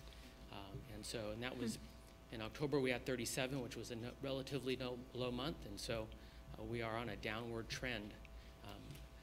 I don't know what that's directly related to. It may be due to the decrease in homeless that we have in the area, which is then affecting our theft rates. As you can see here in the chart, we only had 6 larcenies or thefts for the month of November, which was really the main factor as to why our crime rate was so low. As you can see in the previous months, we generally have double digits, sometimes well into the 20s. So that was really the biggest factor. Chief, could you define for us again larceny theft? Larceny will include theft from vehicles, theft from your residence if you leave something out and about, like on your front lawn, theft of mail, theft of license plates is a big one, as well as shoplifting. Shoplifting. Shoplifting. And during the month of November, we only had 1 shoplift, and we had really the trend that I'm starting to see is a theft of license plates. License plates. License plates. We had 6 of those in the month of October, and one of the 6 thefts in November was also license plates. They are often stolen for 2 reasons. One, to mask a stolen vehicle, or it gives them time to actually remove the license plate tags to then sell them or reuse them on their own vehicles. Okay. So again, I point out that we had a very good month in November. And as it compares so far to last year, we have increased by about 7 or 8% as compared to last year. But again, we're doing very, very well. We have not had any homicides this year. We've had fewer rapes this year, just a handful of more robberies. But still, our violent crime rate is well below the normal average in the state of California or nationally. So we're doing pretty good. And really, the main reason why our crime is up as compared to last year are these 2 categories, which account for approximately 31 more crimes, and that's burglary and motor vehicle theft. So speaking about crime and having our new city council up here, I wanted to remind everyone that we have crimemapping.com. You can go on there at any time, and you can actually see the crime occurring, or see the crime that has occurred within our city limits. Here's an example of so far for the month of December. I captured this around 4 o'clock this afternoon. It gives you an idea of what crimes have been occurring, and really you can see the orange ones are graffiti, the blue ones are drug and alcohol violations, and if you click into any one of these symbols, it will actually tell you when it occurred, where it occurred, and what type of crime it was. So in this instance, I highlighted one of the vehicles, and it shows that it was actually a stolen vehicle that occurred in the, I can't read it from here. Motor vehicle theft. Yeah. And I can't read what 100 block, I think. It says 700 block Sharon Lane. Sharon Lane, okay. So, I mean, it gives you the details. So if you want to know what's going on in your neighborhood, you can do that. And then if you really wanted to see or compare it, you may look at, see, wow, look at all those dots. But when you add the city of Oxnard, it kind of gives you some idea of how we compare. Perspective, thank you, how we compare to the city of Oxnard. So we're doing pretty well. And that's during the same exact time period. I wanted to provide a homeless update for our council to give you an idea of what's been happening since I last provided an update about a month ago. Here again is our biggest issue with our homeless problem is out on the Ormond Beach Lagoon, which is actually on the Oxnard side, but you can only make access to it through Port Hueneme. And as you can see there, the J Street Canal is the actual dividing line. And so they come through Lot C or through our beaches, make their way over to the Oxnard side, which limits our jurisdiction is to enforce any of our own ordinances. And Oxnard Police won't go over there to patrol because it's pretty much out of their way, and they have to drive through our city, get out of their cars, walk onto the beach, and go to that location. So this is what we're doing over the, or going to be doing over the next month or so. We have a meeting scheduled with the Oxnard City Manager's Office on Thursday to speak with the new Assistant City Manager, Ashley Golden, their Environmental Resources Manager, as well as their Assistant Chief of Police. I will be there along with the Public Works Director, and we'll be discussing solutions to getting this cleaned up. As many of you have seen, the recycling center at the old Tradewinds Market, or Mary's Market, has been removed. That has instantly cleaned up that area. You don't see people loitering or soliciting or waiting to recycle their plastic goods there. So that has actually improved that area as well as caused the transient population to go elsewhere to get their recyclables. We recently had Senior Officer Bates ride with Ventura PD because they have a very good homeless liaison program, so we can get some ideas as to what they're doing, because here in the near future, I will be coming to City Council to add an additional officer to our department to specifically address our homeless issues, as well as any other special problems within our city. And the new position that you just saw or heard from our Public Works Director, Don Viafana, in terms of shopping cart removal, his new position will also assist us in not only finding those abandoned shopping carts, but assisting the PD when they actually confiscate those shopping carts here in the next month from our transient population. The inclement weather has also been assisting us with our homeless issue, as Oxnard recently opened up their 24-hour shelter, and because of the recent rain and storms, they are now moving from the beach area to somewhere where they can stay dry, and it's kind of a hike to get all the way back here during the day, so they're staying in Oxnard, so we have found that that has actually decreased our homeless population. So this past week on December 8th, we had our toy buying event for our Cops for Tots event, in support of our Cops for Tots event, which is going to be Friday, December 21st at the community center. Here's a picture. That's 27 shopping carts of toys that we purchased with the assistance of our city attorney, as well as some donations from our dispensaries. Actually, quite a few of the dispensaries donated to this, and we purchased nearly 600 toys on that day. We expect to have about 1,000 children at our event on Friday, December 21st, and we already have roughly 600 registered for the event, and those are children that are guaranteed a toy, and anyone else who shows up after or during the event, we set up an unregistered line, and then we service those that didn't register for the event if we have toys left over, but we'll have enough toys to service at least 1,000 children this Friday. And here's, as a reminder, some of the pictures from last year with all the toys set up, and some of our volunteers, which actually included now our new city council members, Steve Gama and Rich Rollins, that were part of this picture, as well as some of the port personnel there with Santa Claus. And so not only do they get a toy, they also get to visit Santa Claus. There'll be 2 balloon artists there this year, face painting, and many more activities, free food. And so it's the second year we've been doing this, and it's steadily growing to be one of our more popular youth events in the city of Port Hueneme. And if anyone has any questions, something I'd like to bring up during one of the last meetings of the year is if you want me to return every month to provide these types of monthly reports, and if anything in particular you'd like to see during these monthly reports, or if you want them on a quarterly or semi-annual or annual basis. Any comments? What time does the event start for us volunteers? It'd be great if the volunteers could be there by 4:30, with the event starting at 5 o'clock. And we're allowing people who are registered or unregistered for the event, for that matter, to line up starting at 4 o'clock. Okay. Thank you. Any other questions? Rich? I had 2. The first one is I read in the paper there's been an increased incident of people having their gift packages stolen from their doorstep for all this mail order and computers.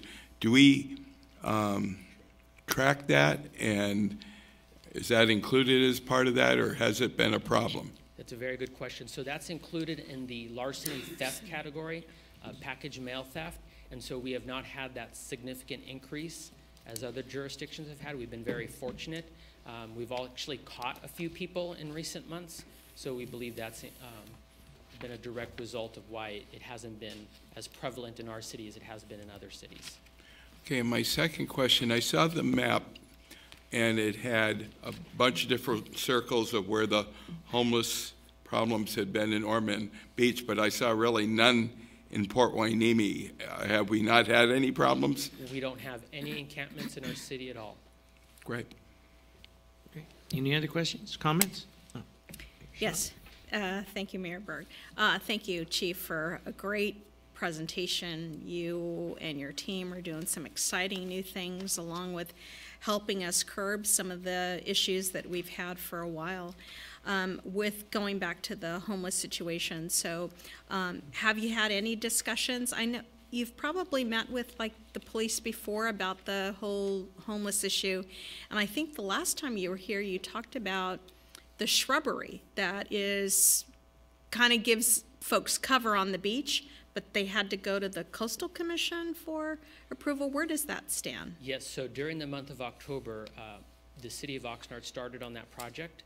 They started closer to Arnold Road and an island over there that the homeless were using, more in their jurisdiction, and they started with a healthy budget. They did get permission from the Coastal Commission to go about removing that brush and giving the homeless people notices to leave the area. Well, they ran out of money. And so what was left were the few encampments on our side, well, we'll consider our side over by the lagoon.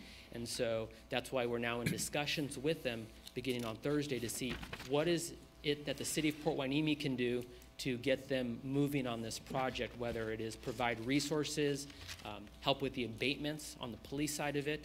What can we do to get this going? Because it doesn't appear that there's a quick solution now on their side to get more money and get that resolved. So we're going to see what we can do to find an amicable solution or see what we can do to provide them with the resources we have. And so we as a council actually adopted something like, say, about that same time, about October, that we were joining the homeless coalition that was being formed with the County of Ventura and other entities? Yes, so we are now part of that coalition, and so any grant money that the county receives and to assist the homeless people, whether it be vouchers or the shelters that Oxnard and Ventura are sponsoring, will go to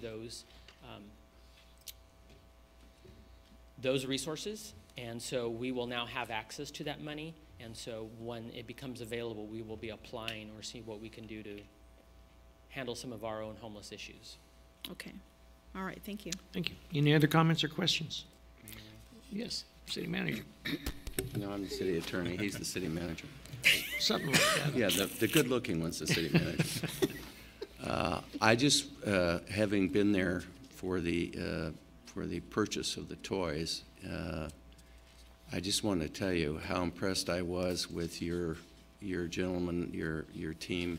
One of the handsome young men who was there was standing in the back of the audience now, who are running around buying toys for different age groups and, you know, girls of this age and boys of that age and so on. The chief designated me as a runner, meaning I didn't get to make any decisions. I was supposed to run the carts back and forth. I can tell you with some degree of assurance there was no actual running involved, but I did move some carts around.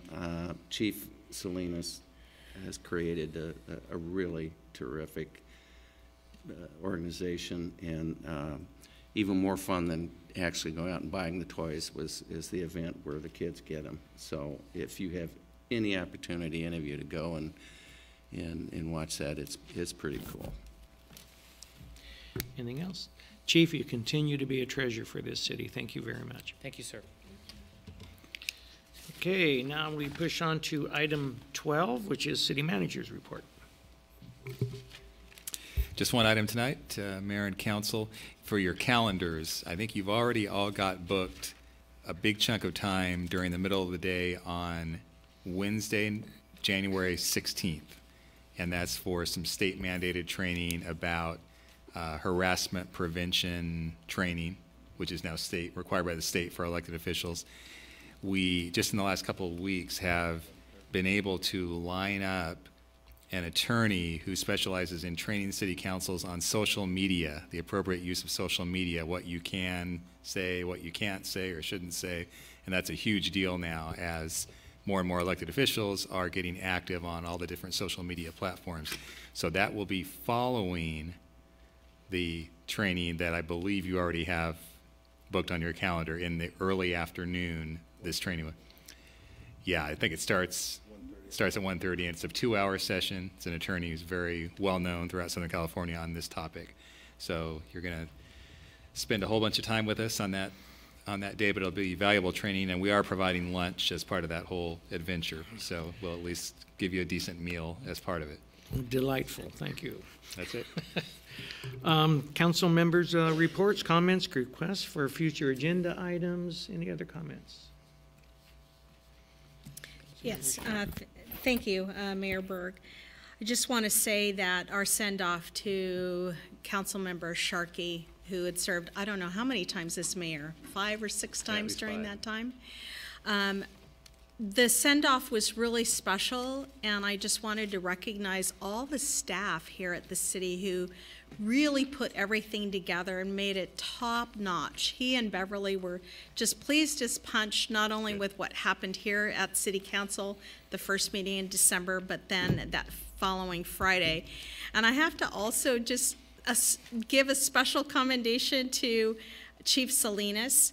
I think he and his son, or maybe he did individually, put together a fabulous video of who John Sharkey is, what he's accomplished here, City Council. He went back 24 years plus to really put together just a wonderful storyline of who this man, John Sharkey, is and was and continues to be. And so I really thank you for setting out that time. I think it was 20 minutes or so. It was a beautiful video. So I just want to thank the staff for that. You did a great job.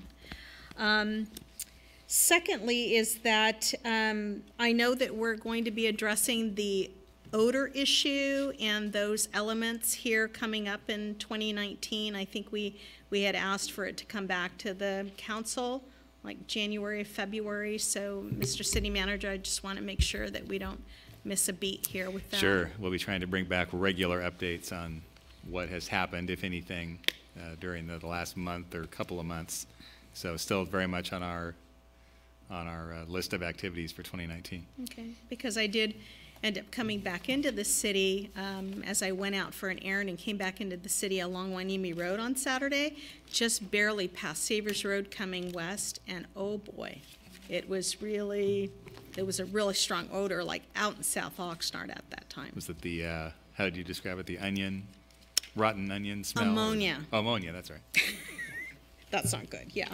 And then secondly, just want to make sure that we have the strategic plan, or maybe working with some consultants perhaps to get moving on that. Right, that's what we, and the mayor referenced this on his list, will bring forward the things that still remain to be done from the past strategic action plan, but we really want to work with, create a new slate for this new council where you'll be able to bring forward all your priorities that will result in a really well-defined work program for the staff so that each department will know exactly what the goals are, and that will be certainly during the first quarter of 2019. We want to get it going as quickly as possible, because if we can incorporate that all into the new 2-year budget, that's really the way it should work.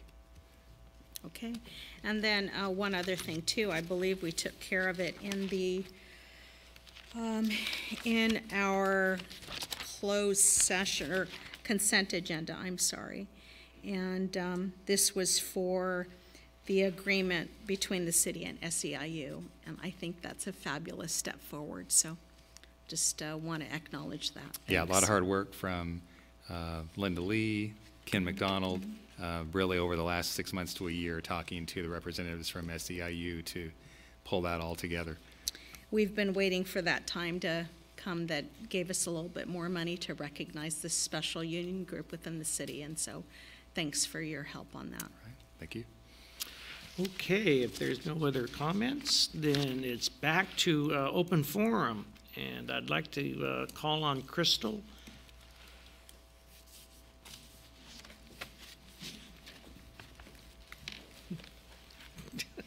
Thank you. You didn't have to say it. I didn't have to say it. Thank you. Hello. And to be honest, you probably didn't hear it because it was me doing the most clapping. I'm sorry. I'm just so excited. Could you hear me? No? Yeah. Now you can? Okay. Well, first and foremost, I would like to thank all of you. Thank you, and I appreciate your patience because that is something that a lot of people, I say it's a talent because it's really hard to be patient. But anyways, I would like to read everyone a poem that I wrote about Alma Rose.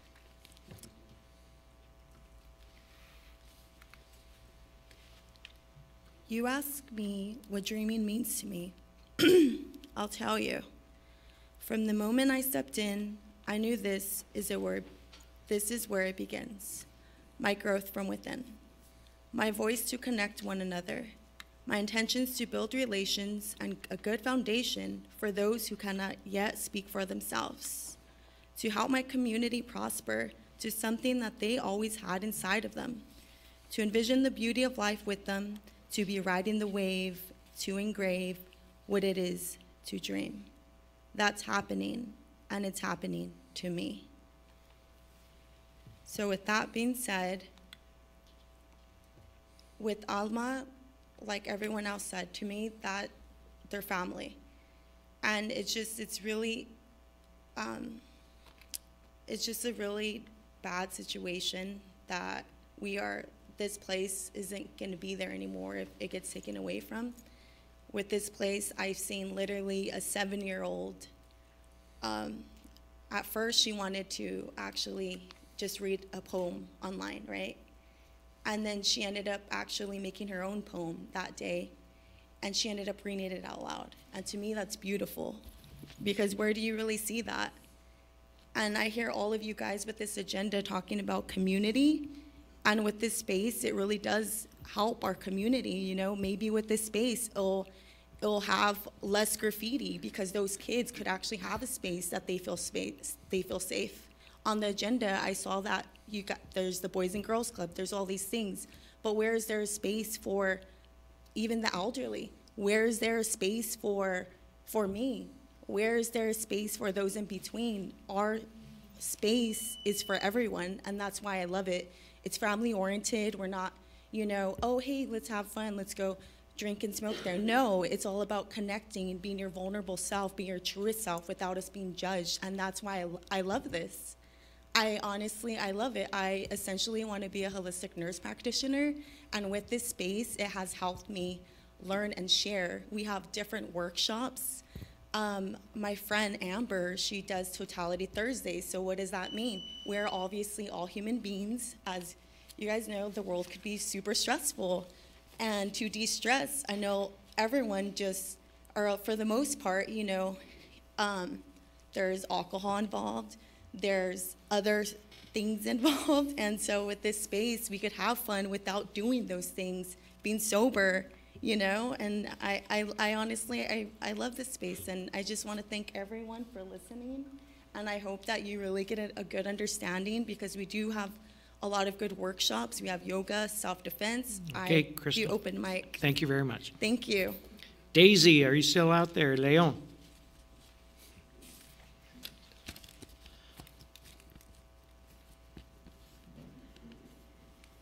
Good evening. I had something prepared, and then all kinds of things happened tonight. But there seems to be a theme of silence and silencing. And I'm pretty sure that's a common experience for a lot of us, which is why we're here. Just now I had a flashback of being in the elementary school classroom and the teacher telling me what I can and can't do, and how I can talk or not talk.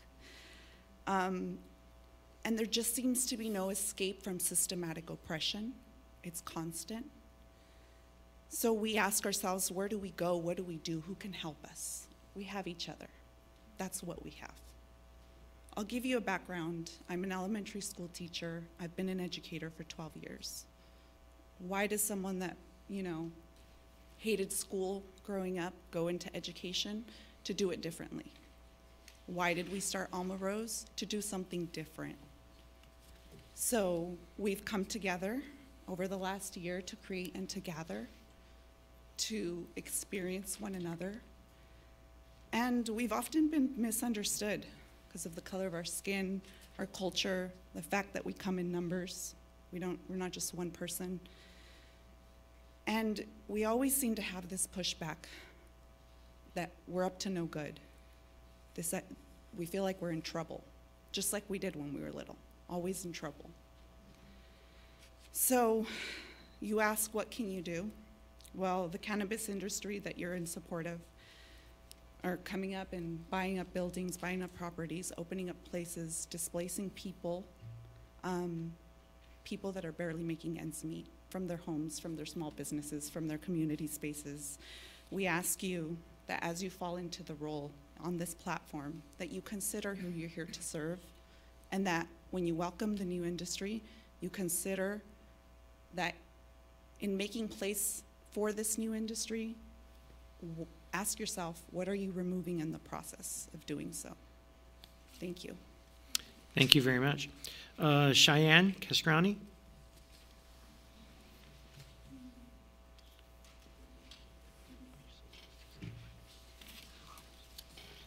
For all of my relations, my name is Shane Castroni, and I'm a lifelong resident of this region, South Oxnard, and I know some of you personally.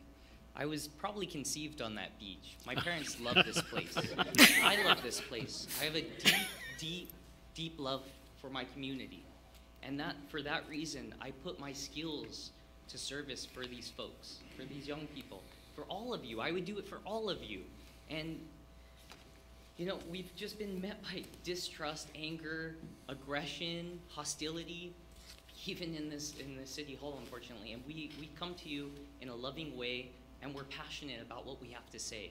And we're passionate about our lives. And we're passionate about being with one another. And there's no outlet for the young folks to come together. There's absolutely nothing. The Boys and Girls Club doesn't serve transitional age youth. It doesn't. It doesn't. And what do you expect us to do? What do you expect us to do?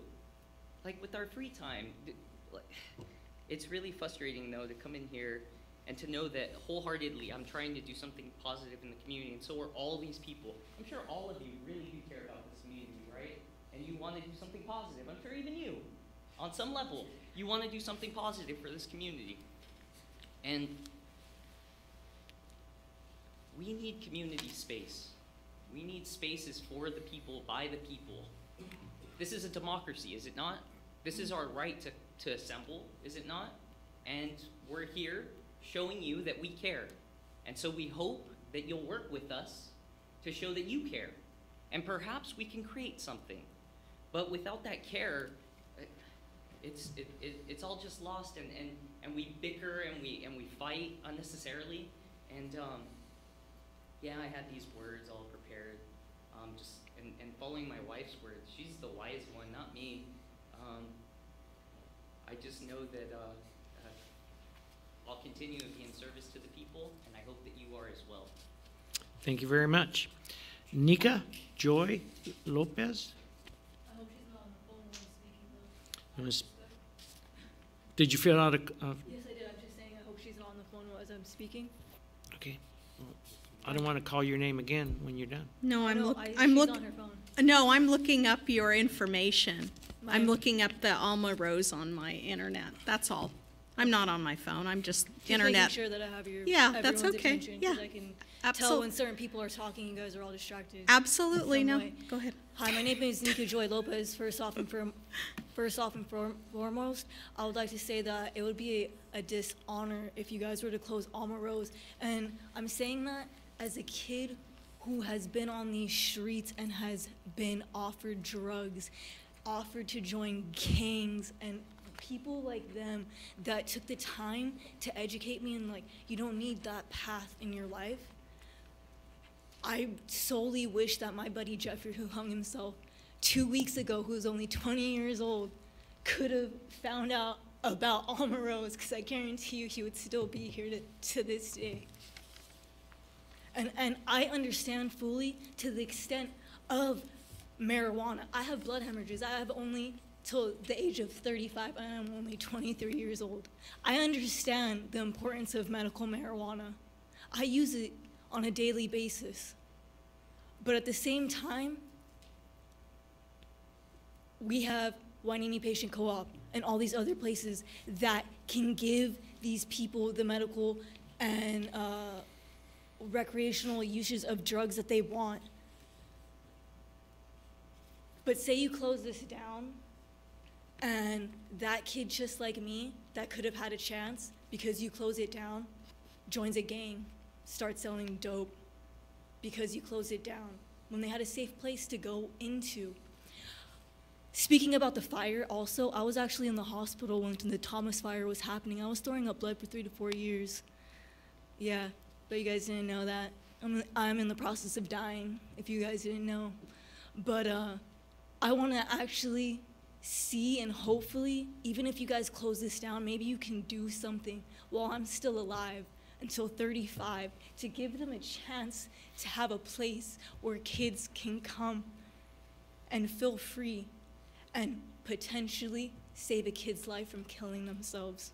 Because my buddy Jeffrey was only 20 years old, never even had a real girlfriend, didn't even get to have his first legal drink.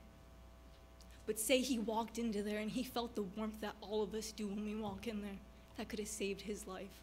How many lives are you willing to risk and let die by closing this establishment down? Because it saved me. When I got out of the hospital, I was only able to go to the bathroom and go to bed for 6 months. One of the few places I was actually able to go to was Alma Rose. I smoke weed, but I don't drink. I don't smoke cigarettes or any of that. And this place offers a place that is sober, that you can bring your grandchildren, yourself. What would you rather, gang violence, or you rather have a peaceful environment? Thank you very much, Nika. And I would just hope that I am able to see it before I die when I'm 35. Thank you. That there's change that could be possible, because you guys are the change. You guys are setting our future. We look to you. We share your hope. Thank you very much. Thank you. Roman, Vivian? And thank you for your attention as well. Roman? Okay. Ampara? Justin? Stowe?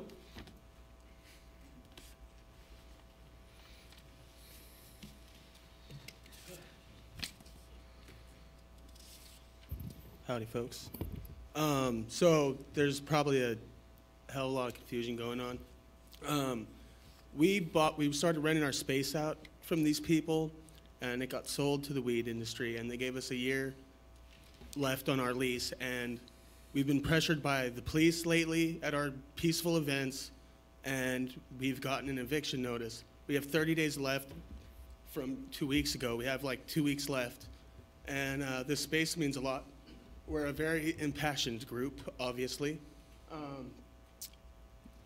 I'm the space, like, there's no venues in Hueneme or Oxnard, and the city is known around the world by its punk music. I don't know if you guys even know who Ill Repute are or any of the other Nardcore bands or any of that, but the city's known. I've toured in Japan, and we've been brought Oxnard, Hueneme, Nardcore. You guys, no one respects the misfits, the weirdos, the original thinkers in this city, and it's really disheartening. And I'm not blaming you. None of us are blaming the council, but we need your help. And we'd really appreciate it if you guys looked into this, because it's not right.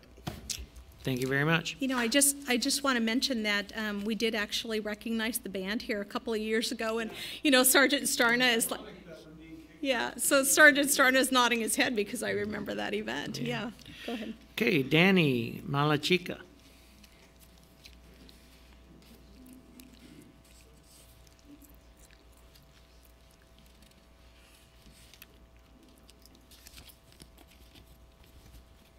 Okay, I'm short here. All right. What's up? You guys look scared already. All right. First of all, I just want to say shout out to everyone who came before me. This is a collective effort. So I hope you know how crazy it is that young people actually are self-organizing, that they're passionate about something, that they're coming together without getting paid, without getting recognition, to create something unique in their community. So just give a shout out to that, because that's amazing. As you know, most youth are pretty apathetic, you know, they don't really care. So this is something that I think is really revolutionary, and I just want to appreciate that. But don't pretend that you care about community if you don't care about Alma Rose. Because where else can you find queer Latin dance, or, you know, family loteria night in Spanish, or all of these free markets, all these amazing events that they're having? Where can you find that in Port Hueneme? And if that exists somewhere else, please let me know where that is, because I want to go. I want to go hang out there. So instead, what we're seeing is this level of creativity, this level of hope, where the youth can actually become the leaders, become the organizers. And instead of, you know, taking orders, being told, shh, you're talking too loud, you're too passionate, you're too confrontational, right? They're actually saying, hey, use that energy, turn it into something positive, where you can be the leader. Take your skill set, right? Take that same graffiti type font that's illegal, right?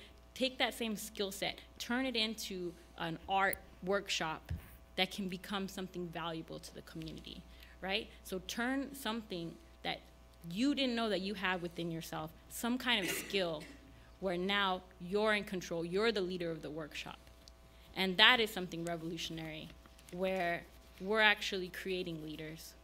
And where else can you find that? Instead of just being told, hey, you know, do this photo op with me, or take this order from me. They're saying, hey, what do you want to do? What kind of event do you want to have? And you're going to be in charge of it. And of course, that creates a lot of responsibility too. You have to clean up afterwards. You have to make sure that, you know, people aren't drinking. We have to hold each other accountable, right?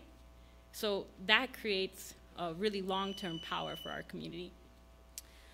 Basically, this is the corporate cannabis industry, which is basically forcing us out before our lease has been up. And we've been harassed by the police. We've had false statements said about our activities. And we really demand accountability from the Ventura County Cannabis Alliance. We demand accountability from Ventura County. And as always, we demand more community resources instead of criminalization from those very few places that give them. Good, thank you very much. Matthew Urango.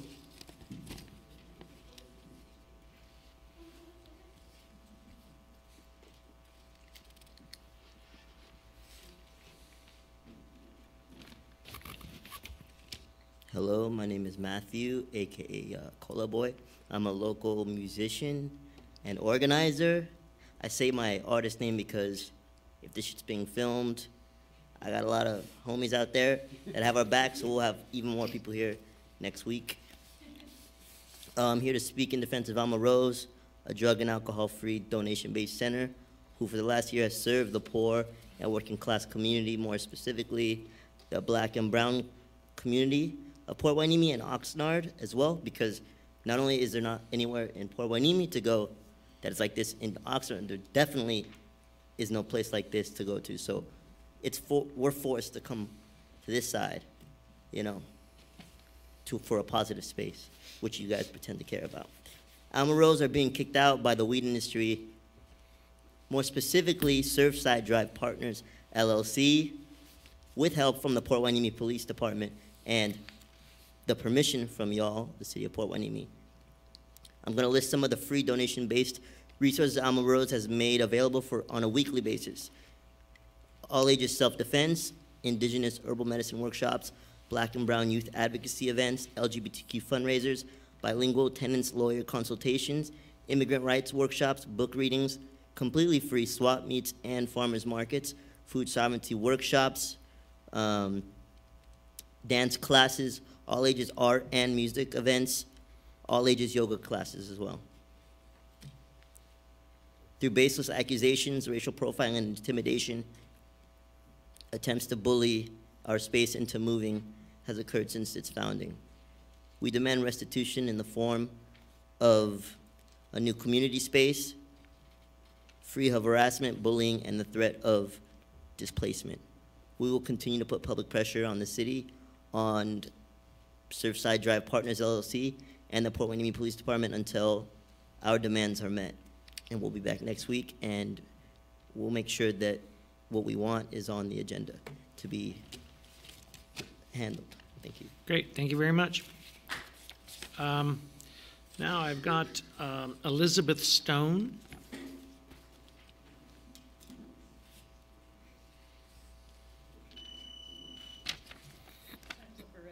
You're okay.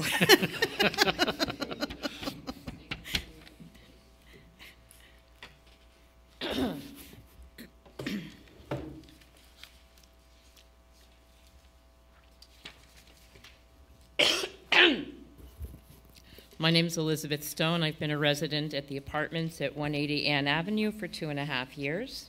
I'm delighted to be living in Port Hueneme, and I'm especially appreciative that my apartment complex is one of the most culturally diverse settings that I've encountered as I travel extensively throughout the county, tutoring in people's homes and in amenable public spaces. I am also a PhD candidate and was thrilled when a faculty member informed me that a student in another cohort was a co-founder of a community cultural center just 1 block from my home. In the short time that Alma Rose has been at Surfside Drive, I have witnessed a wide range of participants at the varied events hosted there, especially for young people seeking an alternative to violence and disruption, a community center based in arts and education where they can explore and express developing aspects of their creative identities, such as the one at Alma Rose, has proven to be a sanctuary and an incubator. Families in the community have also been served in numerous ways, including by educational forums, cultural and musical events, and giveaways. As Port Hueneme grapples with the burgeoning costs of providing a welcoming environment for residents and visitors, and solicits new funding sources, it is crucial that centers such as Alma Rose continue to be supported and sustained within our community. The establishment of REACH to funnel funds to local educational and cultural initiatives, and the continuing contract of a consultant to advise on economic development suggests that the city is aware of, interested in, and concerned to preserve programs and activities that make a positive contribution to our residents' quality of life. It was extremely disconcerting then for me to learn that after the site where Alma Rose has been slowly establishing itself was sold, it is now being displaced by the new owners. This is an ironic consequence of the city's intention to rely on outside funding brought in via the cannabis industry. I sincerely hope that a solution can be found so that Alma Rose can continue to be a safe haven for varied arts and educational events, as well as a place that nurtures our young people and our diverse families. I am optimistic that forces within the council and the community at large will come together to ensure that Alma Rose maintains a physical presence in Port Hueneme. Thank you. Thank you very much. And finally, we have Mary Maxine. Is she here? Already spoke?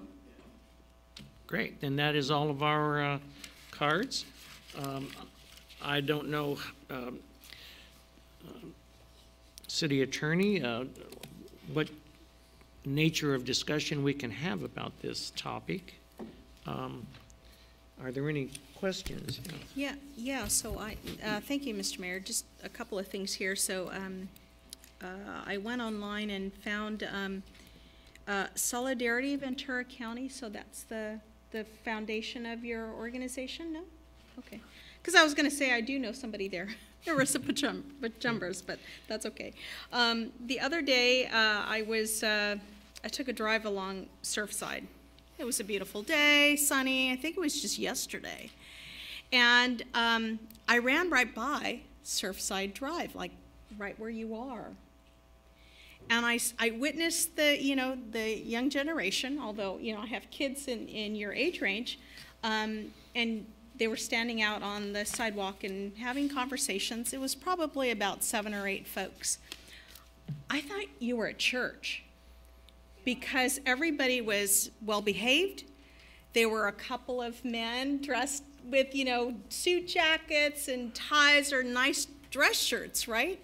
And everybody seemed to be, like standing out and not loitering, but, having a nice conversation. So I just wanted to let you know that that's what I saw. And as you came today, I made the connection of who the group was standing outside on Surfside. And it was probably your friends in your organization and the individuals that belong to Alma Rose. I just wanted to mention that. Okay. Any other questions or comments?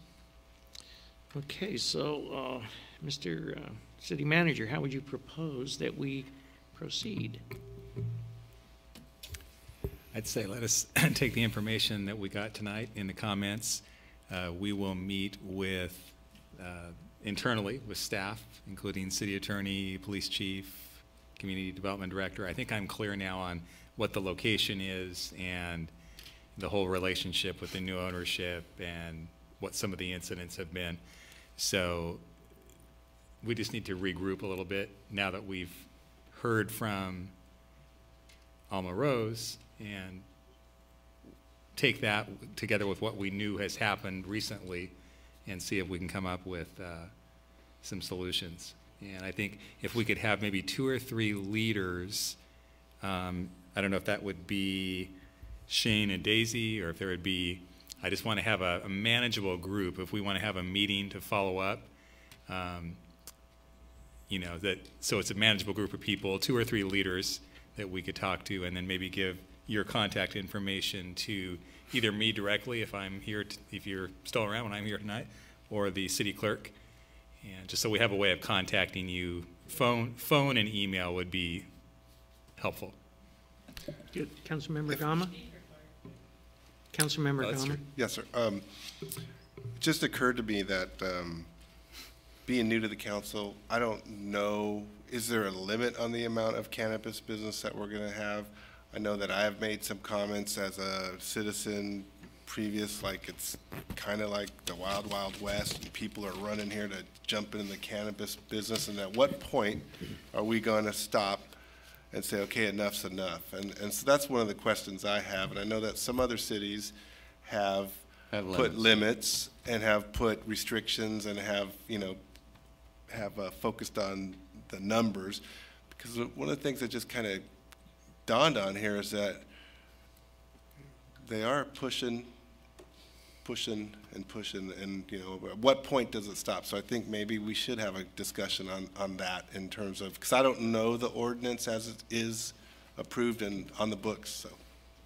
Excuse me. We can, I agree, discuss this further, but I can tell you that earlier discussions about this issue has been that we don't feel necessarily as part of the government to be picking the winners and the losers in this.